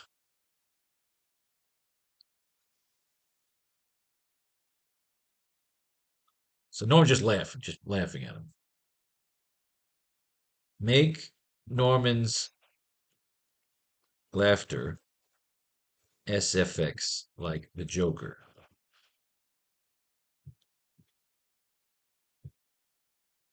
Cacophony, bleeding out to the end of the panel and page. Boom! And that fucking page is done. Oh! Love making fucking comic books. That was one page. That took a long fucking time. So let's keep going. Let's keep fucking going. I already have an idea in my head for page two. Of course, they're gonna face off, and all the fucking bounty hunters are gonna show up, and it's gonna be a fucking battle royal. Battle fucking royal. Let's get to the fucking face off. Make Norman's laughter SFX like the Joker, the cacophony, bleeding out to the end of the paneling page. I fucking love it. Let's move on to page six. Let's do some mining. What is gonna happen now? We're gonna get to this battle royal. We got the Spider-Mobile. Let's go through our notes. The Spider-Mobile. We're not ready for the Spider-Mobile just yet. Catacombs, Empire City. Ruins of New York or DC or the Mega City Easter eggs. Not yet. Laser machines. Tearing all the villains against each other. Biochemistry, hematology, blood. All right, put them there. Okay, so your respective fields. It's an honor to work with you, fine gentlemen. Back with his minions and find a mouthpiece for the living brain to communicate with them. Right, so we know that part. Got into all that. Doctor free from Osborn. Reunite them to come together in agreement how to use the Doctor's Symposium. Symposium. Colonel Jameson bringing the stones back. Okay, he needs a body. Yours. Is Norma going to turn on fucking Peter at the end? Let's save that. Leave the Empire City. We're even. Norma could do a double turn. Norma could turn to give Peter to the Sinister Six. And then just fucking turn again to save Peter. Saying, look, I turned against you to get in. Norman, I want something twisted. Like the fucking guy that he hates the absolute most in the world keeps saving his ass. I ain't ready to kill him yet. Triumphant over the Sandman and the Vulture. Could making a deal with the Doctor. We had to stage their victory. All right, that could work too. Joker and the Batman moment. Reveal some more secrets. A Sinister Six. Help cure his son. Moon Gem. Stage their victory. Okay, we don't need that. Okay, good. So I'm going to chop some notes. Let's move these notes to page 7. Let's get page 6 done.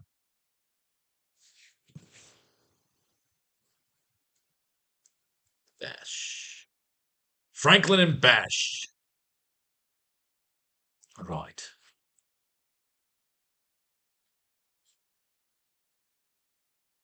Page 6. So what I want here is we're basically going to have the spider signal. Shines across the sky. All right. Let's get to page 6 here. All right. So they said, remember, at the end of that story, they said, read 145, and that's what we're doing. We are young kids. It is 1975.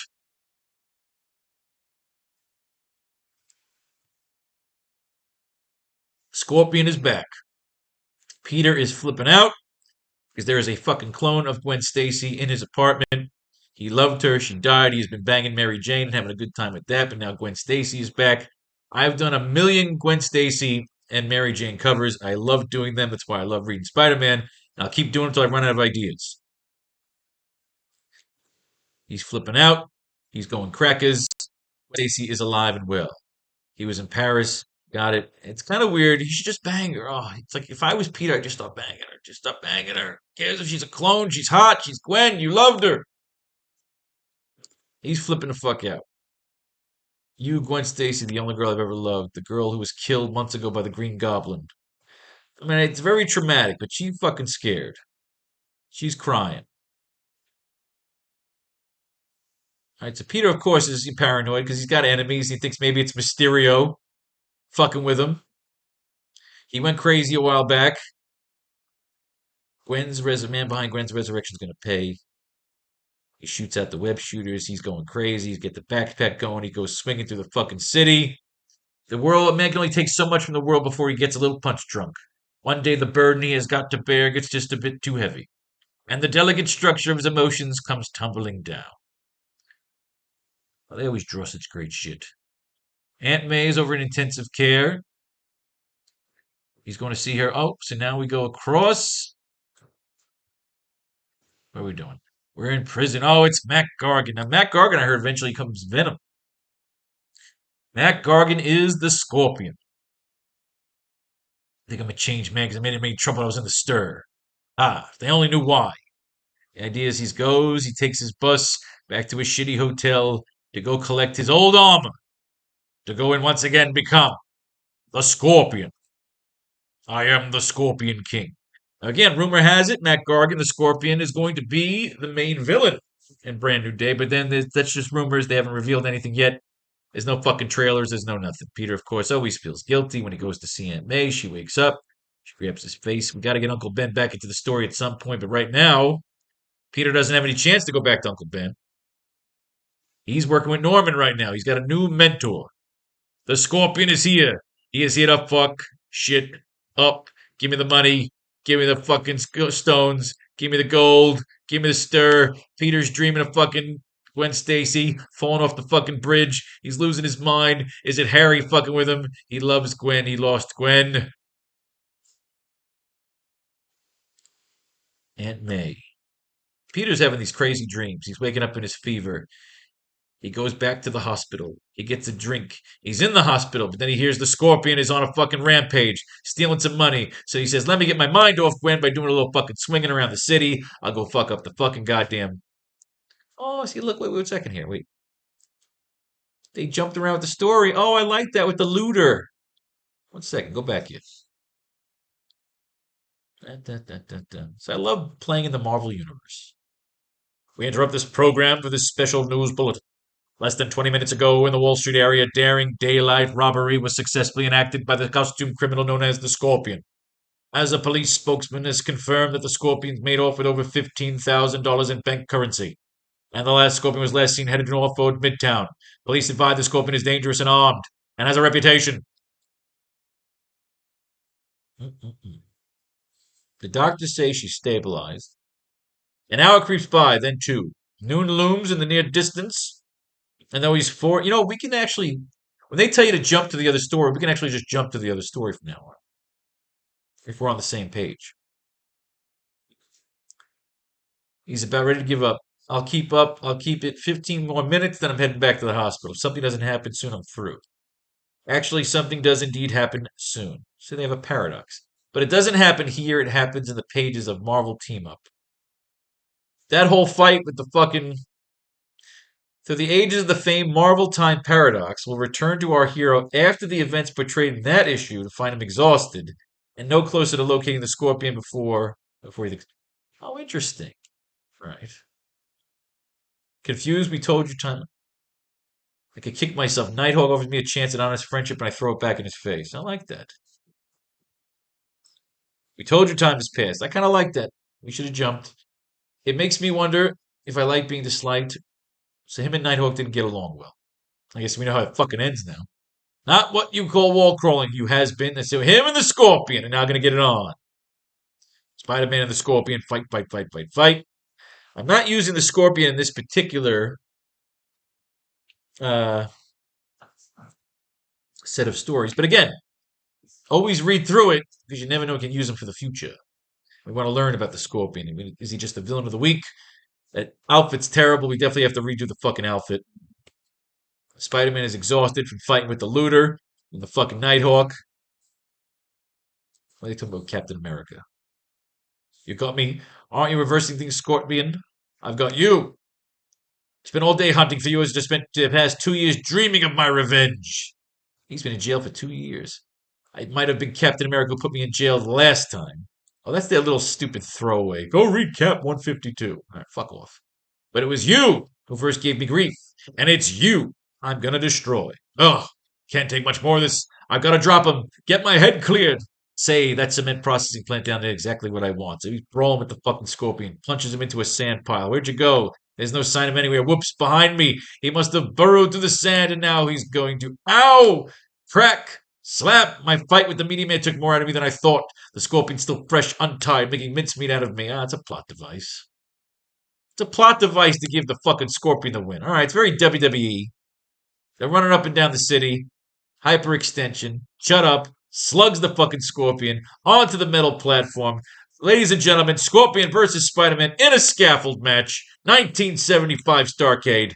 Punches him over the side, over the top rope, onto the arena floor, pouring the fucking cement, bubbling brown liquid. Spider-Man is lost from view. 8 minutes later, he comes to. Lucky I found a bracing strut to hang on to, or it would have been over. The Scorpion's gone, which means I'm back to square one. It'll just have to keep till tomorrow. So this is like the house show circuit. The Scorpion got the win. Got a good win. Buried him alive.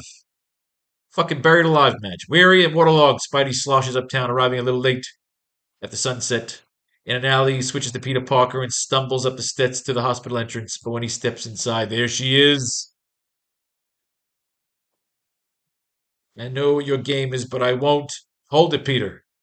It's just about enough. Peter, listen to me. Gwen arrived at the Daily Bugle office early this morning, hysterical, frightened, and in a panic. Naturally, we reacted as you did, thinking she was an imposter.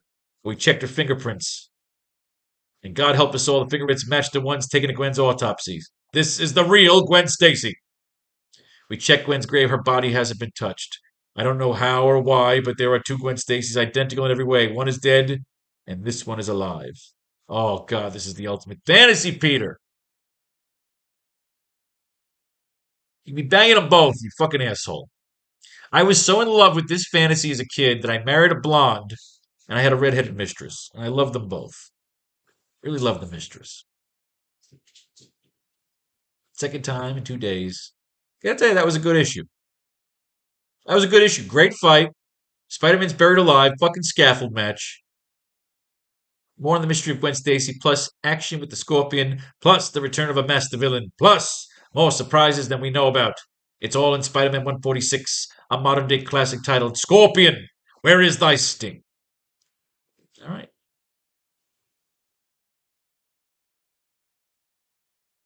Scorpion, you can't. Can't I, Webhead? Just watch me. 1 second more and the old lady dies. Oh, wow. Scorpion's going to kill Aunt May. And we've got the team up. Spider-Man and Valkyrie. Ooh, we like Valkyrie. Get that clock down, pasty face now. Not a chance, wall crawler. I'm strong enough to destroy both of you. The web slinging. The warrior woman. And a meteor man makes three. So does this happen after 145? I guess we'll find out. All right.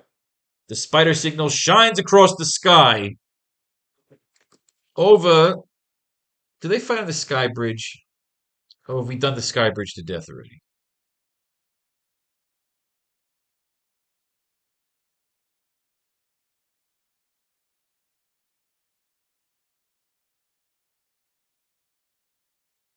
It should be a battle royal. The sky bridge, it's over the ocean, over the sea.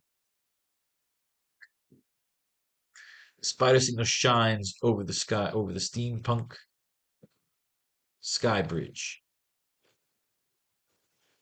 As several police copters and the Now magazine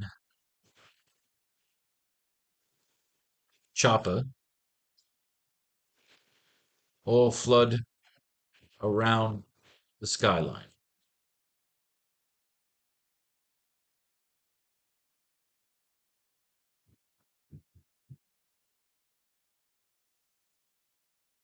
Spider signal shines across the sky over the steampunks, shines across the sky, a la, no, like the bat signal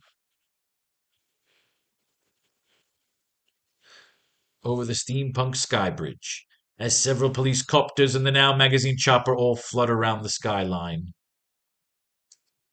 for coverage. It is a media frenzy.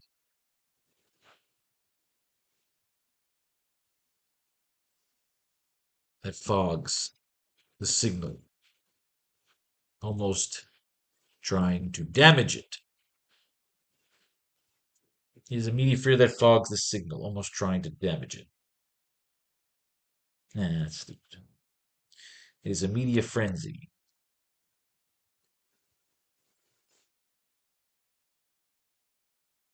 The spider signal shines across the sky like the bat signal over the steampunk sky bridge, as several police copters and the Now magazine chopper all flood around the skyline for coverage. The scene, the skyline, we write skyline twice. A scene for coverage. So we've got the spider signal shines. Need a caption.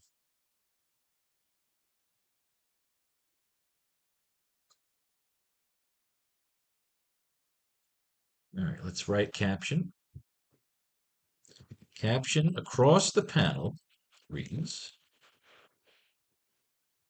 Meanwhile, I love meanwhile.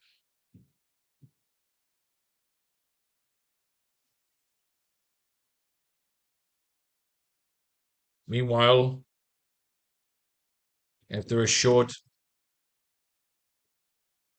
respite of quiet across the mechanical metropolis, after a short meanwhile, after a short respite of quiet across the quiet, after a short respite of quiet, not quiet, calm.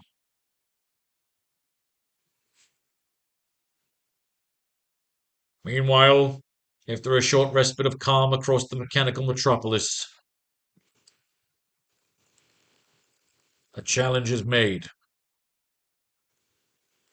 Not with words,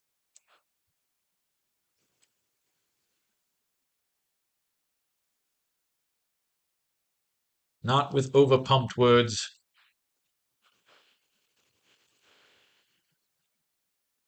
Not with overpumped words over a commercialized stream.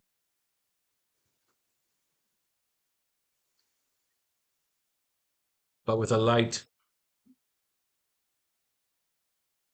with the light in the, but with the light.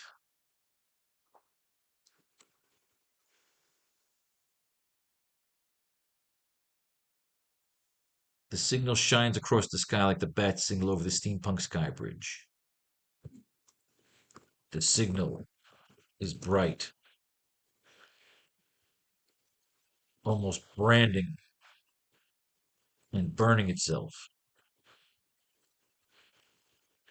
into the night sky over Empire City.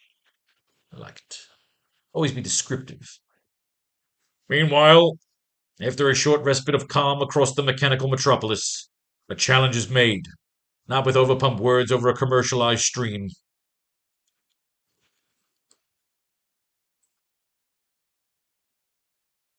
but with a light blazing into the heavens.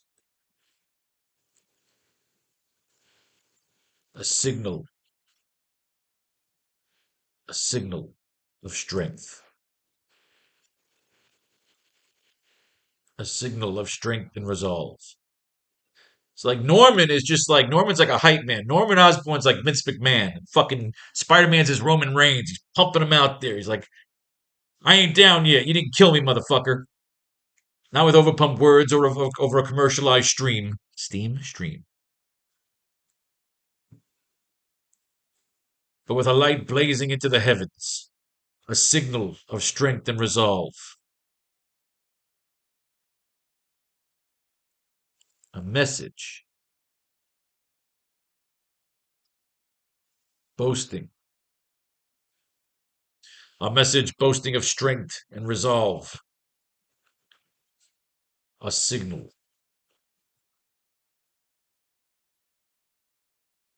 I like that. Meanwhile, after a short respite of calm across the mechanical metropolis, a challenge is made, not with overpumped words over a commercialized stream, but with a light blazing into the heavens, a message boasting of strength and resolve, a signal.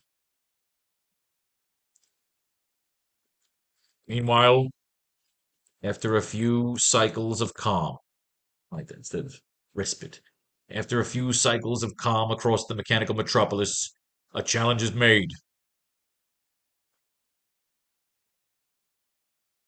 A signal. All right. Now we need 5 more panels to finish today's assignment because I am hungry. I want some fucking lunch.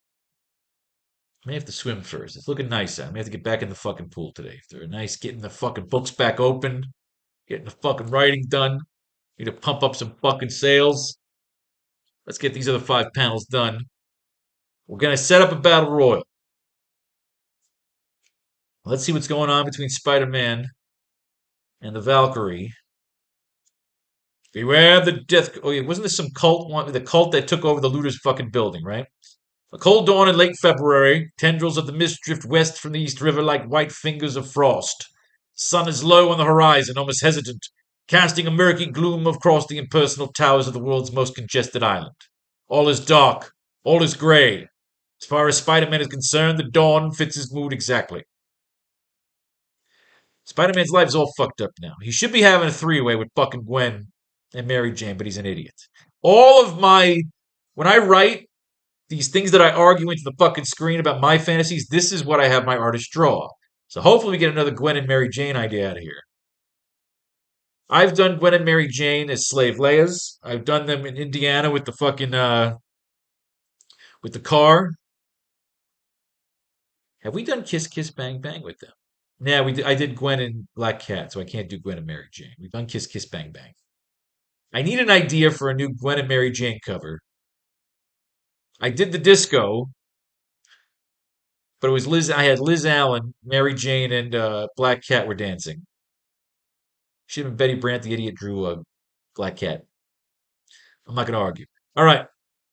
Not only do I have to cope with a world that wants to kill me as Spider-Man, but I've also got to deal with some simply bloody mind-boggling problems as Peter Parker. How many of the college kids have girls, friends in their life die on them?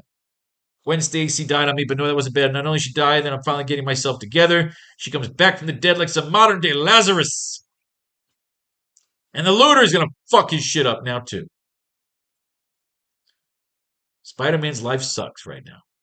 You made inquiries, probed where you were not wanted, involved yourself with a matter that was not your concern. You must be made to account for these intrusions, Spider-Man, and that accounting is now. In the confusion of my battle with the Scorpion and what Ned Leeds told me about Gwen, I've completely forgotten about MM. I like this. He's getting fucked up. Punches him out to the sea. Spider-Man has been buried in sand, and now he's been punched into the sea. Which is giving us the idea for my battle royal here. Nothing I like better than a cold bath to start my morning. Why don't these things happen to Roger Moore? Oh, I love the James Bond reference. For the time being, we'll leave our waterlogged war crawl and look elsewhere for our entertainment. In particular, we'll look here at the X-Riding Academy on Long Island, formerly used by the rich North Shore Country Club set for relaxation and repose. Now the informal gathering place of a group known as the Defenders. Is that Nighthawk? Nighthawk, you must be melodramatic in your arrivals. Haven't you frightened Aragorn? Sorry, Val. I guess I'm still a little angry. Spider-Man, that's what? So I like this. We're playing into some continuing storylines here. My research into the Media Man's background convinced me the man has been maltreated in prison. So he's a liberal. He doesn't believe in killing the criminals. Norton G. Fester. Say, all right, I'm the Valkyrie. I look hot in my outfit. I'm going to get on my fucking winged horse, and I'll be back. On that rather male chauvinistic note, we'll draw the curtain on Kyle Richmond. I'll never understand that woman, never in a million years. Hang on a second. So she leaves because she says the Nighthawk backed off on his duty, and she's going to go in. This is just an excuse to get this bitch involved in a storyline with a death cult. Our next scene on a moment several hours later in the area of Manhattan known as Harlem. In the minutes just before midnight, a desanctified church awaiting demolition. Dramatist personnel to begin with two mystified policemen in an approaching radio car. You see a bunch of kids dancing inside that abandoned church like it's some kind of discotheque? It's a religious cult the coppers are going in. Weirdos, huh? Innocents of hell. Luis Dominguez doesn't respond to his partner's observation. He scarcely dares to breathe. Awed, horrified, fascinated by what he sees, he stands paralyzed in the doorway to the church, gaping at the wild scene before him. Oh, it's a cult, man. We got cults in this fucking story. Motherfuckers dancing, they be dancing. It's 1975. The disco is in. This man Len is a sick fucking fuck. Jeremiah, self-taught prophet of the world. Where did he come from? With this self-professed man of religion, do we see a leader, a new Messiah, Jeremiah? We could get into death cults and religious cults once we actually get Peter out into the wastelands. We had him in the wastelands at the beginning of this series with Mary Jane.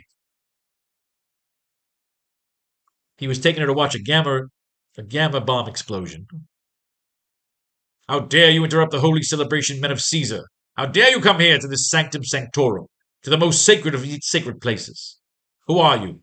Who acts so rashly? So they're gonna fuck these cops up. Holy shit, these cops just got zapped. Mine is the duty to cleanse the world of sin. Begone, minions of the material world, begone. And one by one, they only have cults so they can just bang a lot of chicks. That's why I would start a cult. Just how this fits into our stories. These cops are dead. They fucking killed these two cops. One by one, the youths drift back to their dancing as the music rises once more to fill the cavernous church, obscuring the bubbling hiss of the two still smoldering piles of ash, drowning the sound out with an orgy. A riotous noise. Oh, they used orgy. Used orgy in a fucking Marvel comic book. Fuck yeah, 1975. All right. My own handy dandy police radio. So Spider-Man's listening on the radio. All cars in the area report immediately to 501 East 34th. Uh-oh, this bitch is flying a winged horse. If this affair concerns Spider-Man, it most certainly concerns me. All right, so Valkyrie's coming in to fuck some shit up too. She's not drawn to look really sexy in this issue. That fucking little hair over the face is kind of stupid. Unhand me, I'm the Valkyrie and I do what I want. Meanwhile, inside the dark antique shop, a certain wall crawl is making an uneasy discovery. Warning me of danger, these three objects, where am I coming from? The looter's waiting. He throws a fucking grandfather clock at his fucking head. Valkyrie's coming in here too with her fucking cone titties. She's got her sword out. Looter's about to get fucked up, and then he cracks her in the back, puts her through the fucking table, Dudley Boy style. It's a fucking fight to the finish. Pulls out the sword, sticks it up his ass, makes him say uncle, pretends he's Wonder Woman. She beats him up. We got a lady beat up over here, fucking dude beat up. Figurines, he wants to steal some shit. The Rubenek Venus is world famous, young man. It was sculpted from the remains of a meteor which fell in Russia 200 years ago. All right, special stones. I like that. Ah, goddamn it. Middle of a class here. Hello. Ain't nothing. I'm just doing one of my writing classes. No, I can talk. What's up? What do you need?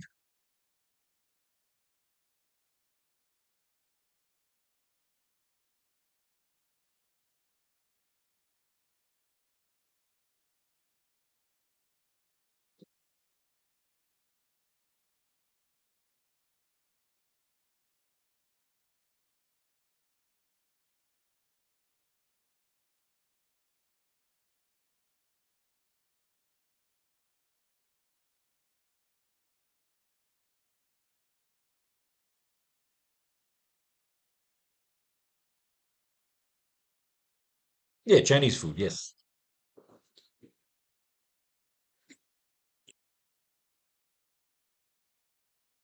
Yeah, yeah. I'm sleeping. Yeah, I'm sleeping in. I'm sl- I've been sleeping until the pool gets warm, so I had to get up early. Yes, yes, yes. Of course.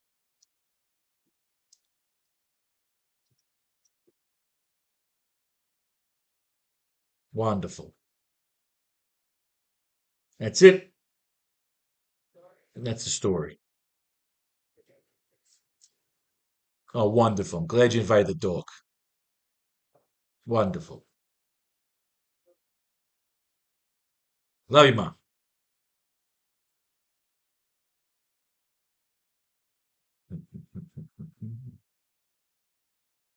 Oh, the world is so annoying sometimes. Okay, delivered.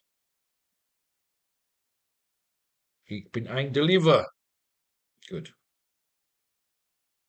Brought to you by the new Pharaoh's Lounge Kickstarter. Good shit, good shit, good shit, lollipop. All right, good. Let's get back to work here. I am hunking Hungary. All right, back to the Valkyrie. From what we know, he stole an ancient Russian figurine because it was made out of a meteor which fell in Russia 2 years ago. I love the meteors. I love the whole thing. Venus statuette and the Meteor Man. I know it, Valkyrie. Says, look, many years ago in Spider-Man 36, the fucking guy punched a meteor, it farted in his face, and he became powerful. So now he's obsessed. Where does this religious cult come in? They want to sacrifice Spider-Man. We already did that with Craven, so we used that already. This guy with his little fucking pop parachute, Mr. Meteor Man with the stupid looking outfit, he's still fighting to keep that fucking Russian figurine. Spider-Man loops onto his foot. Valkyrie comes in on the winged horse, pops the fucking parachute. They go plummeting to Earth. Valkyrie grabs him before he can fall. He smashes in. He looks like he's fucking done. He should die, but he says she'll survive. I'm gonna take him home and fuck him up the ass with my fucking sword. Well, I've been thinking, and I did shoot off my mouth a bit when I went Bethesda's prison treatment. You know, Spider-Man, I guess you do. Oh, is this Jeremiah still? He's still lingering around. This Jeremiah is still lingering around. What annoys me is, and they come out of fucking Spider-Man, and they toss Valkyrie. Is that Valkyrie? Yeah, Valkyrie's in here. So they just kind of get rid of Spider-Man for a little bit, and they get Valkyrie in here to play with fucking Spider-Man. This is a non-fucking Spider-Man story. Motherfuckers when they do that. When they fucking do that. All right, did we get anything out of those stories that we could use? Except him just playing around with the Valkyrie at the religious cult. I don't know if we got anything out of that. A signal. We got 5 panels left on this page. 5 panels left on this page. We got the Scorpion about to kill Aunt May over here. Got that bullshit throwaway fucking story over there. Valkyrie, really? They have Spider-Man just leaves? Alright, I did here. I came what I needed to do. That's it. They just throw fucking Valkyrie. They just throw away whatever.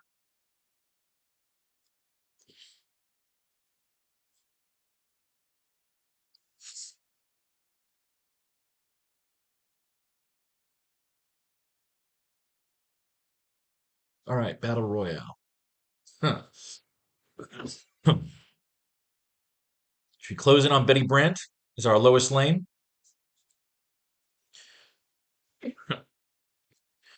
Close in on Betty Brant.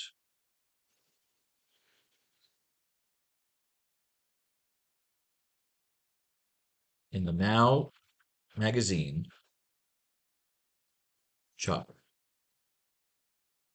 So is Norman gonna, that's the thing now. Is Norman gonna show up with fucking Peter? Yeah, he's gotta. We close in on Betty Brant in the Now magazine, Chopper, reporting live on the scene.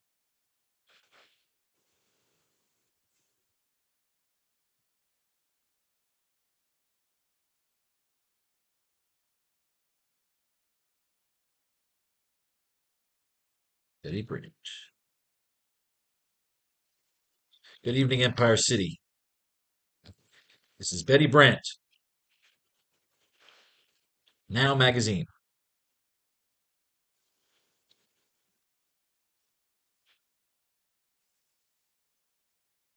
Coming to you live from the still. We're coming to you live from the Sky Bridge. We're coming to you live from the Sky Bridge, where we've seen what can only be detailed. What would that be detailed? What can only be called.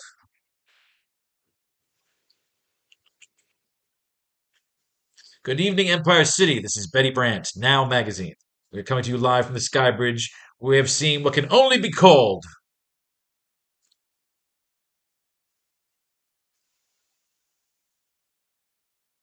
We're coming to you live from the Sky Bridge. We have seen what can only be called live from the Sky Bridge.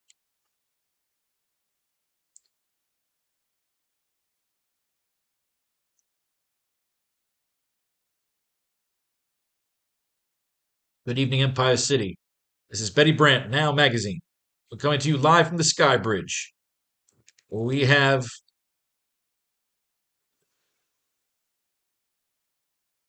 a beacon. A beacon.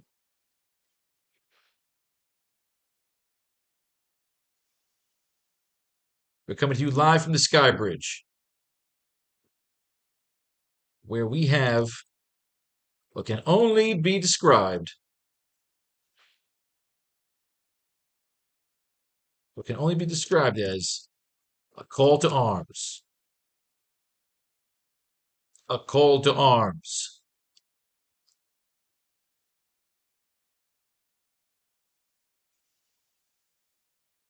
Good evening, Empire City. This is Betty Brant, Now magazine. We're coming to you live from the Sky Bridge, where we have what can only be described as a call to arms.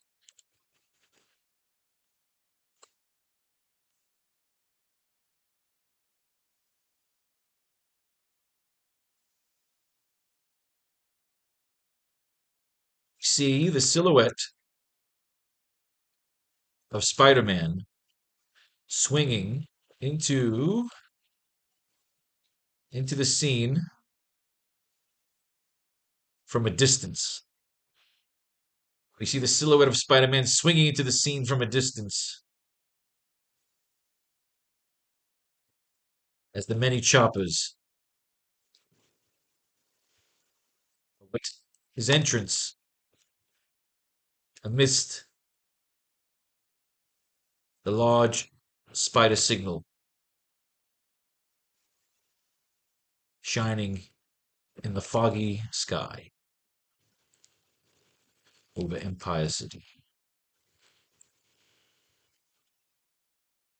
I like that. Betty continues to report.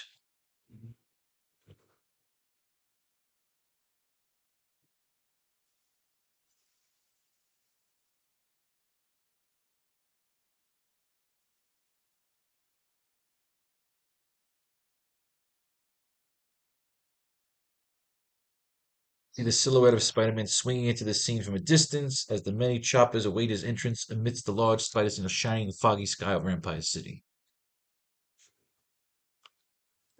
The last time we were here.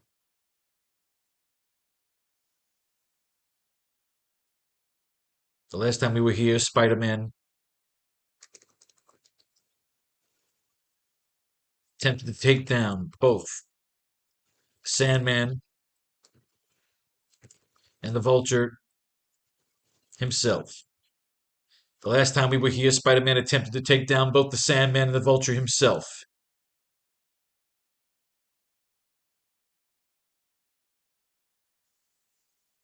He was sucked into a trap, and that was the last we saw of him.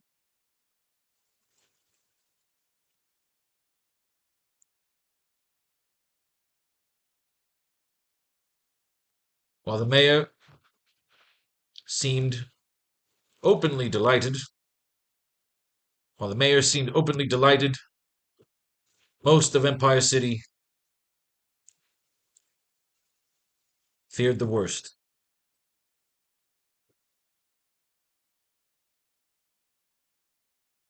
While the mayor seemed openly openly.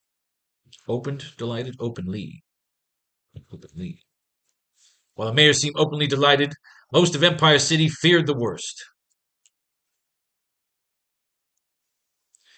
In times of chaos,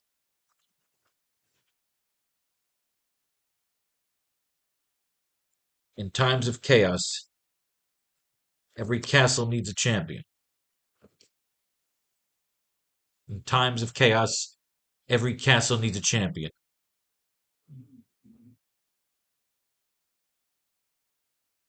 While the mayor seemed openly delighted, most of Empire City feared the worst. Feared the worst. Feared the worst? Feared the worst or feared the worst? Feared the worst.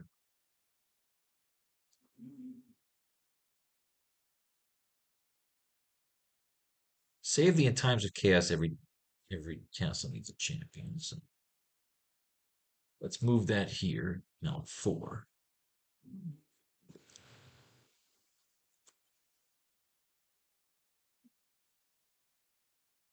We see Spider-Man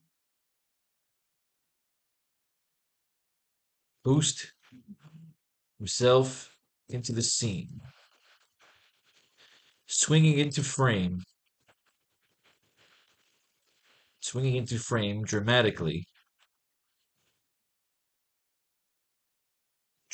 through, dramatically over and among his large spider signal. We see Spider-Man boost himself into the scene, swinging into frame dramatically over and among his large spider signal.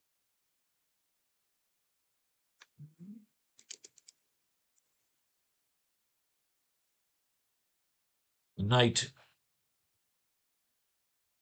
knight and champion making his grand entrance among the neon haze of the night, echoing off the clouds and amplified by the spider signal. Yeah, it's art. You gotta make it dramatic and cool.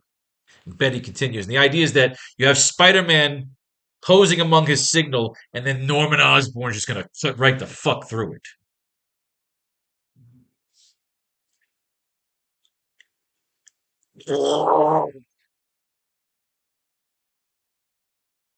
Amplified by the spider signal. We see Spider-Man looks sleek, highly upgraded,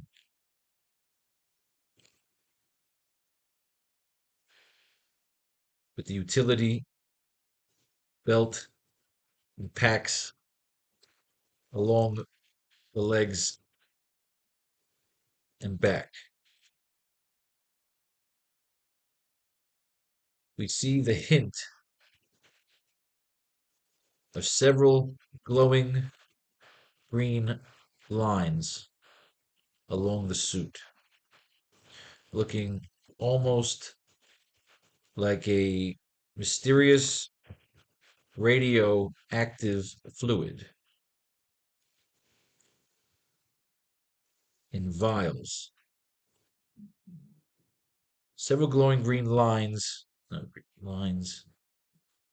green lines, tubes, and vials along the suit, almost like a radioactive venom or steroids is part of the costume. Similar to the venom vials the Batman had in the Robert Pattinson version. Oh, I like that. Like, there's some venom in the suit. There's some medicine in there. He might have to take it. He might not. But there's a glowing green. You see the Spider-Man looks sleek. Solid black with hints of neon green. Highly upgraded. With the utility belt and packs along the leg and back. I want a fucking sick army fucking Snake Eyes fucking suit here. Betty Brant. Alright, so we're getting this fucking page done. No thanks to that shitty team up issue. Alright, Betty. Betty Brant. Betty Brant, Betty Brant, Betty Brant. What you gotta do to say, what is she saying? Okay. Okay, in times of chaos, every castle needs a champion. In times of chaos, every castle needs a champion. When the city is under siege,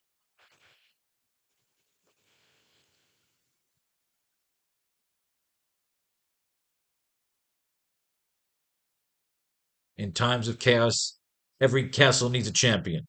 When the city is under siege, and our warriors fall.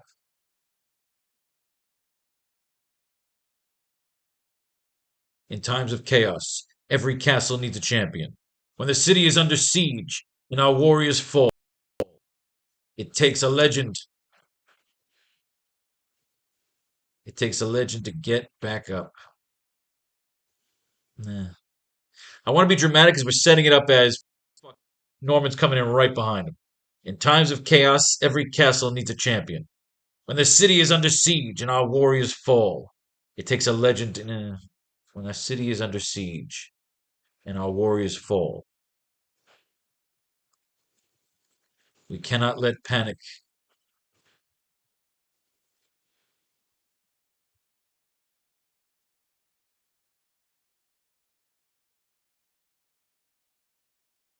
In times of chaos, every castle needs a champion. When the city is under siege and our warriors fall, we cannot let panic rule our pride.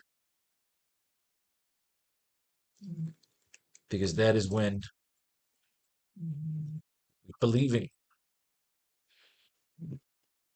in our heroes.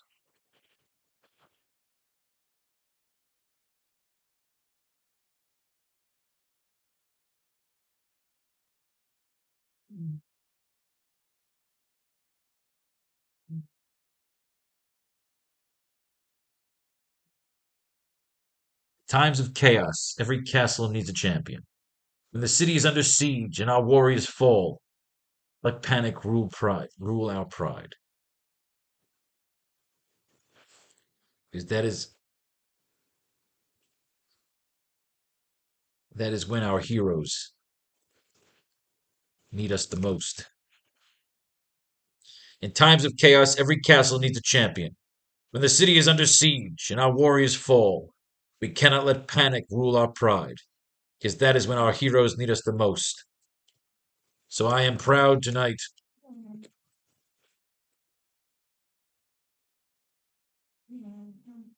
to exclaim. So I am proud tonight to exclaim to the Empire, the AracKnight,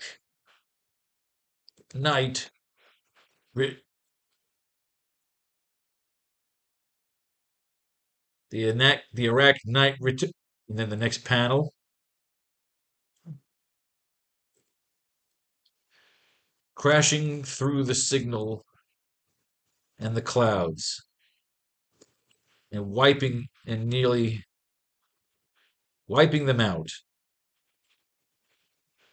in an appropriate haze. Crashing through the signal and the clouds, and nearly wiping them out in an appropriate haze, we see Norman Osborn, aka the Green Goblin, gliding into the scene under the cover of the clouds. He is now flanking Spider-Man in the air. The perfect dramatic action shot of their unholy alliance. Crashing through the signal in the clouds and nearly wiping them out in an appropriate haze. We see Norman Osborn. We see Norman Osborn, aka the Green Goblin, gliding into the scene under the cover of the clouds. He is now flanking Spider-Man in the air. The perfect dramatic action shot of their unholy alliance. Betty is her shock. Because she's, like you say, I am setting her up to make this melodramatic in times of chaos. Every castle needs a champion. When the city is under siege and our warriors fall, we cannot let panic rule our pride, because that is when our heroes need us the most. So I am proud tonight to exclaim to the Empire, the AracKnight Returns. Boom! Norman crashes into the scene.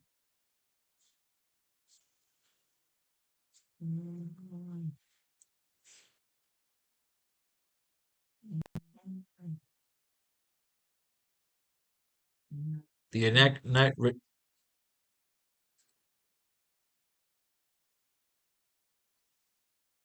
What the hell is that?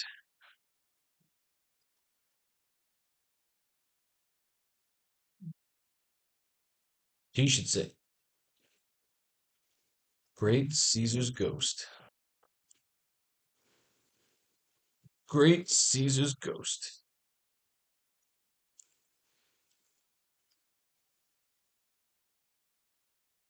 Great Caesar's Ghost. Holy shit. The AracKnight. What the fuck is that?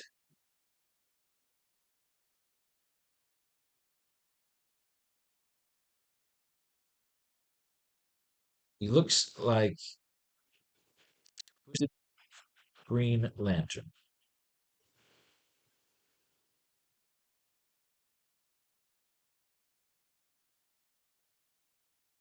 He looks like a twisted Green Lantern. Almost Sinestro like.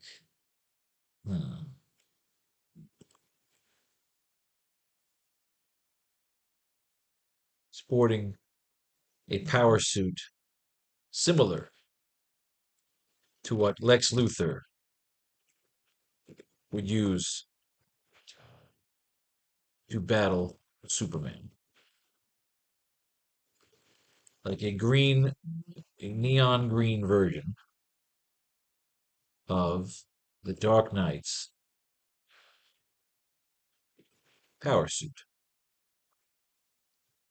Perhaps even a Green Lantern meets the Mandalorian type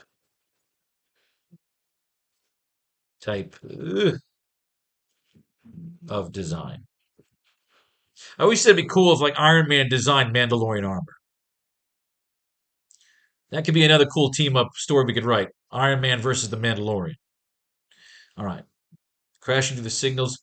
Great, Caesar's ghost. Because I like because it's kind of a ghost. Norman's supposed to be dead. They don't know it's Norman yet. Remember, he's just kind of coming into the scene. The AracKnight. Great, Caesar's ghost.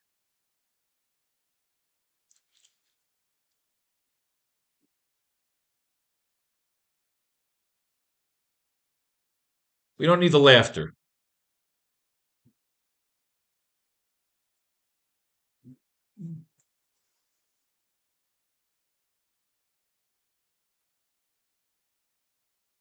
So panel 6, we have Great Caesar's ghost. So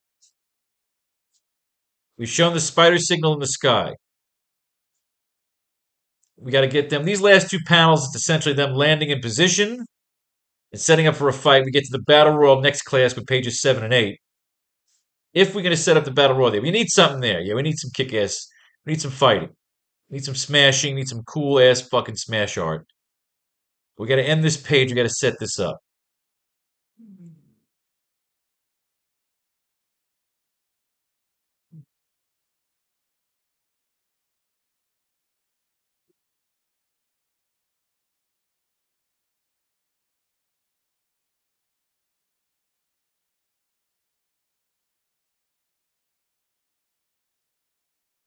Spider-Man lands on the center of the bridge.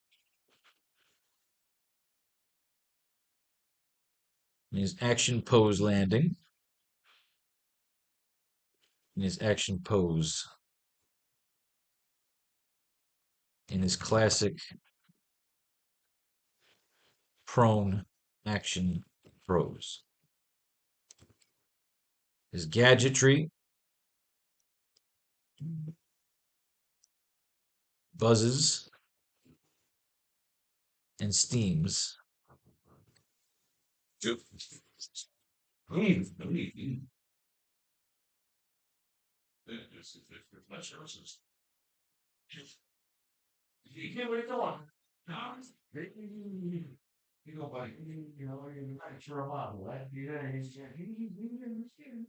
I'd like 11 cool.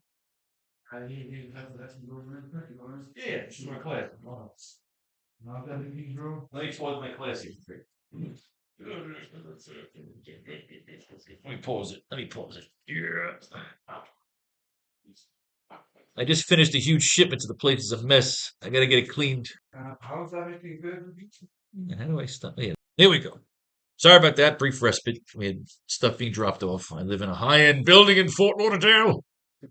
There's always shit getting dropped off. Where were we? Great Caesar's ghost. Spider-Man lands on the center of the bridge in his classic prone action pose. His gadgetry buzz and steams as he waits for battle. All right. So we got to get back to our pages here. Do we want to read another comic book here? Or I think we're good. I think we're done. I think we're done. Let's set this up. Spider-Man lands on the center of the bridge in his classic prone action pose. His gadgetry buzz and steams as he waits for battle. We see the Green Goblin flanking him from above, lingering like an evil demon over his shoulder. Let's do one more panel here. In the distance, we see two figures flying in.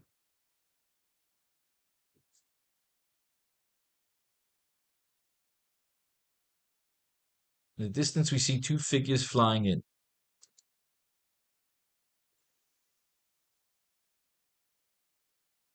We see the vulture up top, and it looks like he is carrying the Sandman in his talons. Sandman is in his large, clunky Mr. Freeze suit as the two of them head towards the bridge for their tag team match. All right, what do we got here? Spider-Man lands on the center of the bridge in his classic prone action pose. His gadgetry buzzes and steams as he waits for battle. We see the Green Goblin flanking him from above, lingering like an evil demon over his shoulder. In the distance, we see two figures flying in. We see the Vulture up top, and it looks like he is carrying the Sandman in his talons. The Sandman is his large, clunky Mr. Freeze suit as the two of them head towards the bridge for their tag team match. All right, so they're coming into play. We need some dialogue here to set up the fight, and then we're done with class. Spider-Man lands on the center of the bridge. Let's fucking mine. Because I have no idea what I want to say here yet. Great Caesar's ghost. But I don't like filler. But I am fucking starving.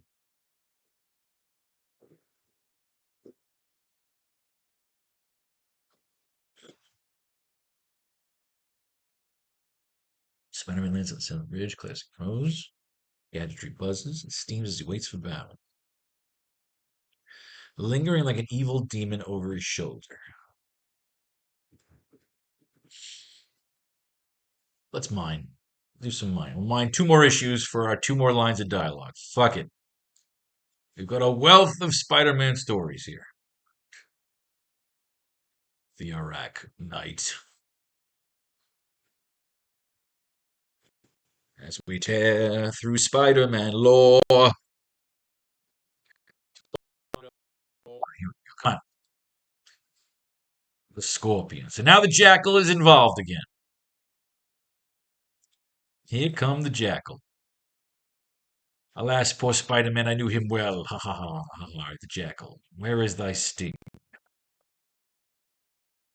Arch criminal commonly called the Jackal. Do you know how long I've waited for this opportunity, Wallcrawler? Have you any idea how long I've watched you, how long I've been planning, biding my time till precisely this moment where I can begin your destruction? He's juggling the head. 2 years! 2 miserable long years since the day you committed murder. The day the Jackal was born. Alright, so here we go. The big reveal. He cloned Gwen Stacy.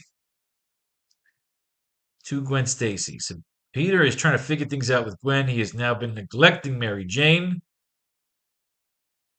Seeing you in my apartment was almost too much to take. Oh, kiss her. Kiss her!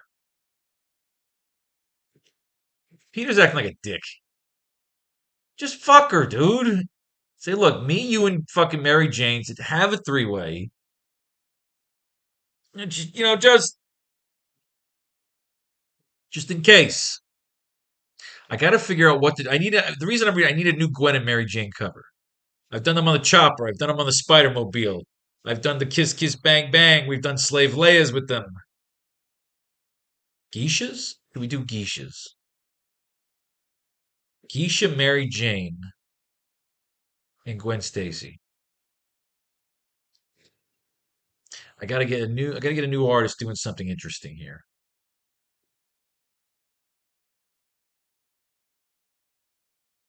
Yeah, Geisha, Gwen.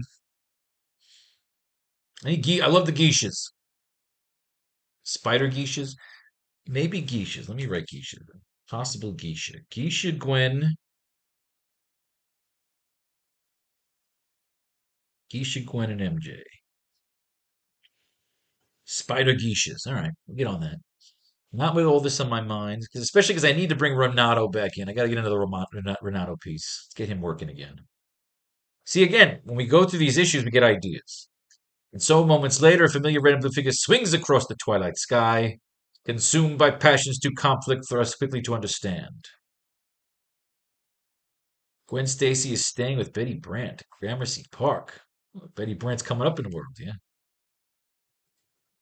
And look here for our story, A Quiet Country Home in Monticello. All right, so the Scorpion's on a rampage. He's going in to fuck somebody up. He's jumping over fucking grounds. He's attacking people and dogs. He's punching out motherfuckers, the FBI. He's busting through some mobsters. Here we go. Santonio, you're not a gang boss. You're a charity case. You're a has-been. You're washed up. Grabbing your territory is going to be taken like candy from a kid. It's almost embarrassing. Almost. What are you, crazy? I could have you killed for breathing wrong. Not a chance, pal. I'm the guy who finished Spider-Man. There isn't a gunzel in this town who'd blow me away, not a one. You are nuts if you killed Spider-Man. No, he's dead. I did it with my own hands. Last issue. Although the Scorpion thinks so. Alright, they all shoot at him. They don't respect him because he's in that stupid fucking suit. The Jackal! I like this. I love when villains fight other villains. Ooh, I've got a certain proposal to make concerning a mutual. Boom! Hits him with the fucking tail. Buster, you made the mistake of your life. Whatever you got's gonna get you cream, motherfucker. The chicks look cream for grease lightning. You understand, Scorpion? My game is to aid you, to assist us in our mutual enemy, Spider-Man. Let's continue. Then continue to listen, Scorpion. The Jackal has a plan. Alright, Spider-Man swinging around the city. I couldn't blame Matt Gargan's officer for not realizing the Scorpion was back to his old tricks. Some of you think in police headquarters with a Gargan's official address. Seedy Uptown Hotel. He's looking on to Matt Gargan shit. Some tickets for the 71 World Series. I like that little mention of the 71 Series. Give the man a cigar. He finds the loot. Spider-Man and I'm the loot from yesterday's holdup, the one pulled by the Scorpion. It's in his hotel room in Washington Heights. Oh, I love when they mention the city. Now do I find the Scorpion? He goes to see Aunt May. He's talking about the whole thing going on with Gwen Stacy, but all of a sudden, the Scorpion comes in. Where is he, you old bag? Where's Spider-Man? There was a tracker on the money. There was a tracker on the money. Shut up, kid. You bother me. I'll give you a brand new set of dentures the hard way. I like that line. If you tell me where I find Spider-Man, I'll knock you unconscious, you old bag, you fucking old bitch. And then Spider-Man jumps in, he's got to fight, but he's Peter Parker, so he's got to get his ass kicked. I always hate, just kick his ass, it's fucking Peter Parker. Ah! That's why I can never be a superhero with this fuck. I gotta fake it. Gotta keep looking. I'll find him when I do, and it can be a pretty sight. The Jackal's gonna fuck shit up, so the Jackal is now hired the Scorpion to take out fucking Spider-Man. Spider-Man and the fucking Jackal and the Scorpion fight inside the hospital, fucking shit up, punching somebody through a fucking wall, onto the fucking ledge. He's gonna punch him off the goddamn building, chases him around, lingers him into the fucking trap. And then what happens next? He's canvassing an arena. He's jumping here. He's told the Jackal Spider-Man is in May Harker's hotel room. That worries me. From hints the Jackal dropped when he last met. He knows Spider-Man's identity. It's right, he does. So it was the Jackal. He's tracking. Wasn't tracking the money. He was tracking fucking Spider-Man. And the Jackal, Scorpion, is up there on the Chrysler Building. It's kind of fun when you rediscover these stories you haven't read in a while. The Chrysler Building, aren't these guys with King Kong fixation supposed to climb the Empire State? We did that with Dr. Octopus erased. We can't do that again. But I like the fight on the Chrysler. Oh, they really show off the fucking... I love them drawing the details of the Chrysler Building. It just makes Spider-Man such a New York story. He's supposed to go splat, not play Tarzan with the Art Deco. Good thing I saw the statue of the Scorpion's path, otherwise this ploy wouldn't work. Just kill him. Anything? Apologize for frightening you, Miss Parker. It was a rotten thing to do. I'm sorry. And I want you to forget I ever saw you. Any of you, I hope I never see you again. He makes him apologize, huh? Oh, I don't want to fall. Please don't let me fall. I'll do anything you ask. Oh, so he makes him apologize to Aunt May. Oh, Jesus. One moment, Peter. I've got something to say to this gentleman. You should be ashamed of yourself, young man. I have a very high opinion of Spider-Man, but at least he has manners. Why, you old? Watch your tongue or I'll slap your face. Oh, fuck off. Stupid. It's a fucking stupid story. Hey, they're going to bring the fucking tarantula in? I like the Jackal. The Jackal we can bring back as another villain. That could be a villain for a later story. Do like the Bruce Willis Jackal. I'm back, Spider-Man, deadlier than ever, and this time the tarantula takes the game. We'll come back to that. Next class. Then you have this fucking piece of shit throwaway story where they basically pulled Spider-Man out and said, you know what? This Jeremiah fucking religious cult is a dumb fucking story.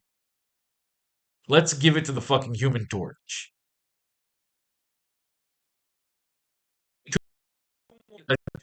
Dialogue, and we're done for the day. Or done for the class. So let's see for this non-Spider-Man issue.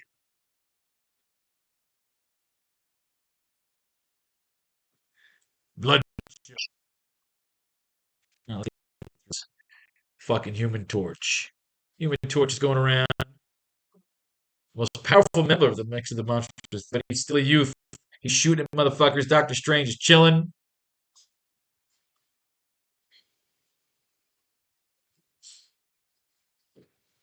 Spider-Man has disappeared from New York, vanishing soon after he and the Valkyrie defeated the menace of the Meteor Man.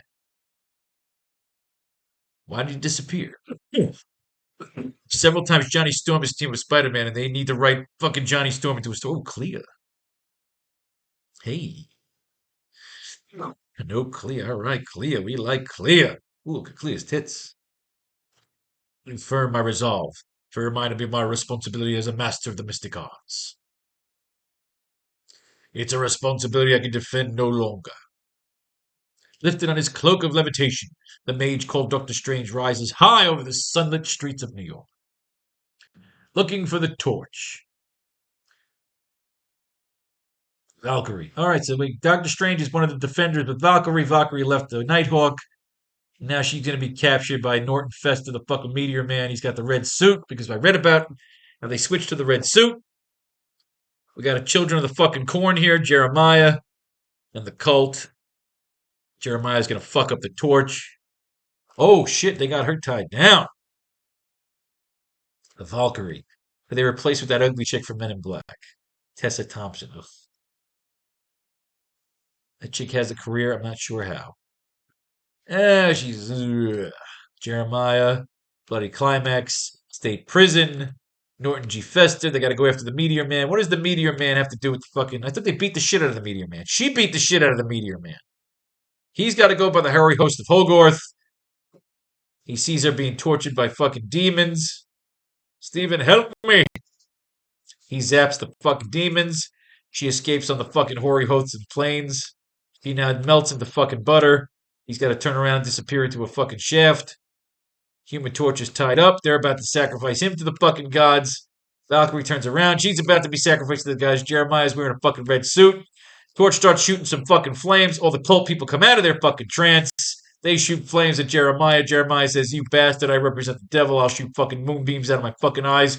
Omega style. Doctor Strange says, "Look, I'm drawing terribly in this fucking issue. I'm just showing up to wear my cloak and fuck shit up. What I really want to do is go back and bang Clea. Maybe bang the Valkyrie too. Torch wants to come. Let's have ourselves an orgy. This guy is being tortured by fucking demons for eternity. And Spider-Man meets Frankenstein in the next issue. We got nothing out of that. Let's just write it with what we write it with.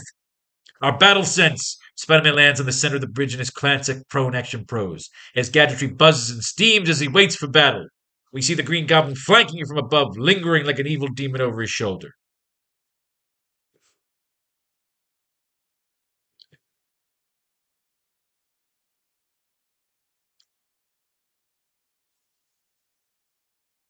In times like this,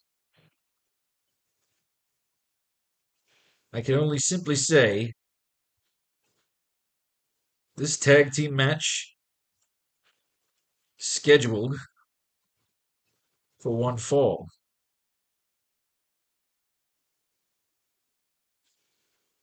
In times like this, I can only simply say this tag team match is scheduled for one fall. In times like this, I can only simply say this tag Empire City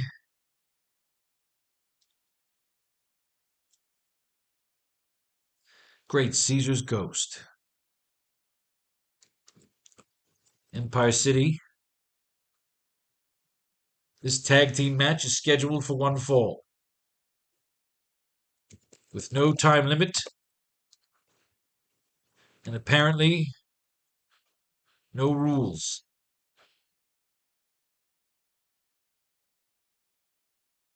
Empire City, this tag team match is scheduled for one fall. With no time limit. And apparently no rules. Apparently no disqualifications.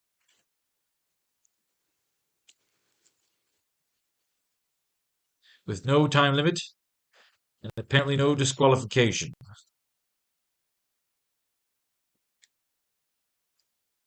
Introducing first the AracKnight. Nah, I don't know if I like this. This gets a little too cheesy.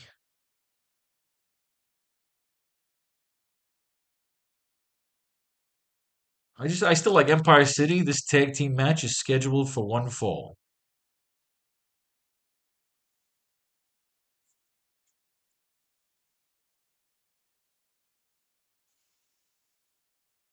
And it looks like our champion. No, it looks like our champion. You can't say that there's tag team matches scheduled for one fall. Spider-Man lands on the center of the bridge in his classic prone action pose. His gadgetry buzzes and steams as he waits for battle.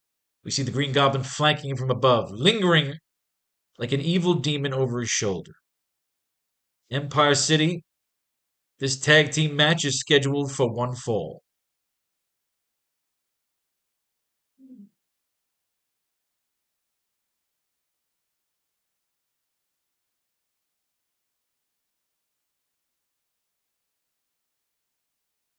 Introducing first,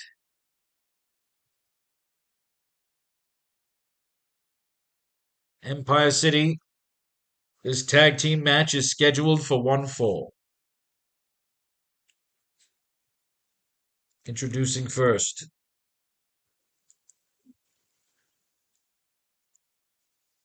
the AracKnight.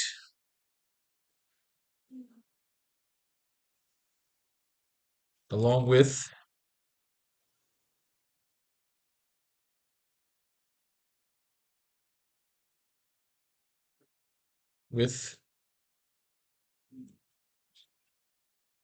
looks like some sort of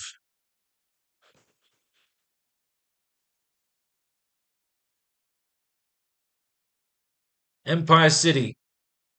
This tag team match is scheduled for one fall. Introducing first, the AracKnight. Along with it looks like some sort of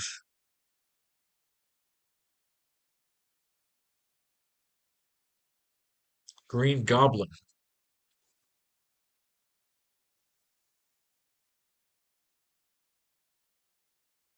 I don't know if I like that. I like Empire City. This tag team match is scheduled for one fall. Fuck it, right there. It's all you need. After that, it's fucking dog shit. Empire City. This tag team match is scheduled for one fall. Right there. It's good. Fucking perfect.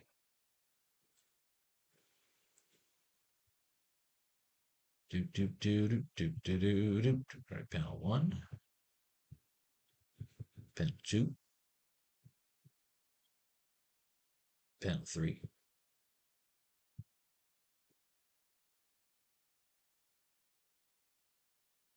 panel four,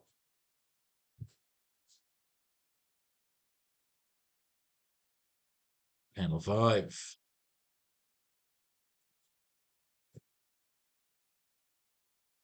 panel six,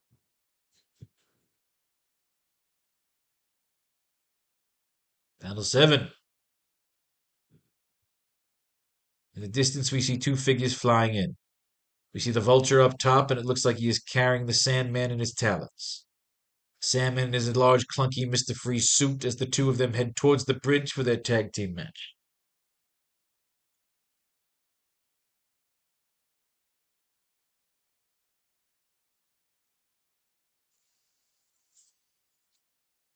And then have Betty Brant just finish it out nice. Don't need to get more complicated than her being the fucking Lillian Garcia. With no time limit,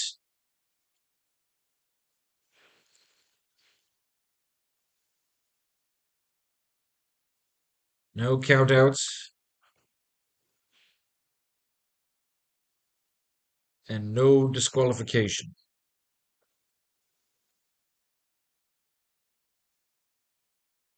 With no time limit, no countout, and no disqualification. She's announcing, bang, that's it. That's fucking beautiful. That's done. Ladies and gentlemen, it took a while, but I don't care. I love making comic books, and you do it till it's fucking wonderful and it's fun. May fate and fate decide your fortune. You got your homework assignments. And always remember, brought to you by the new Faro's Lounge Kickstarter. Got to get it to 20 grand. I am 109. What is this? 109 or 90? 106. 106 away. You need 106 more bulls. Peace, love, and war. All that shite in between.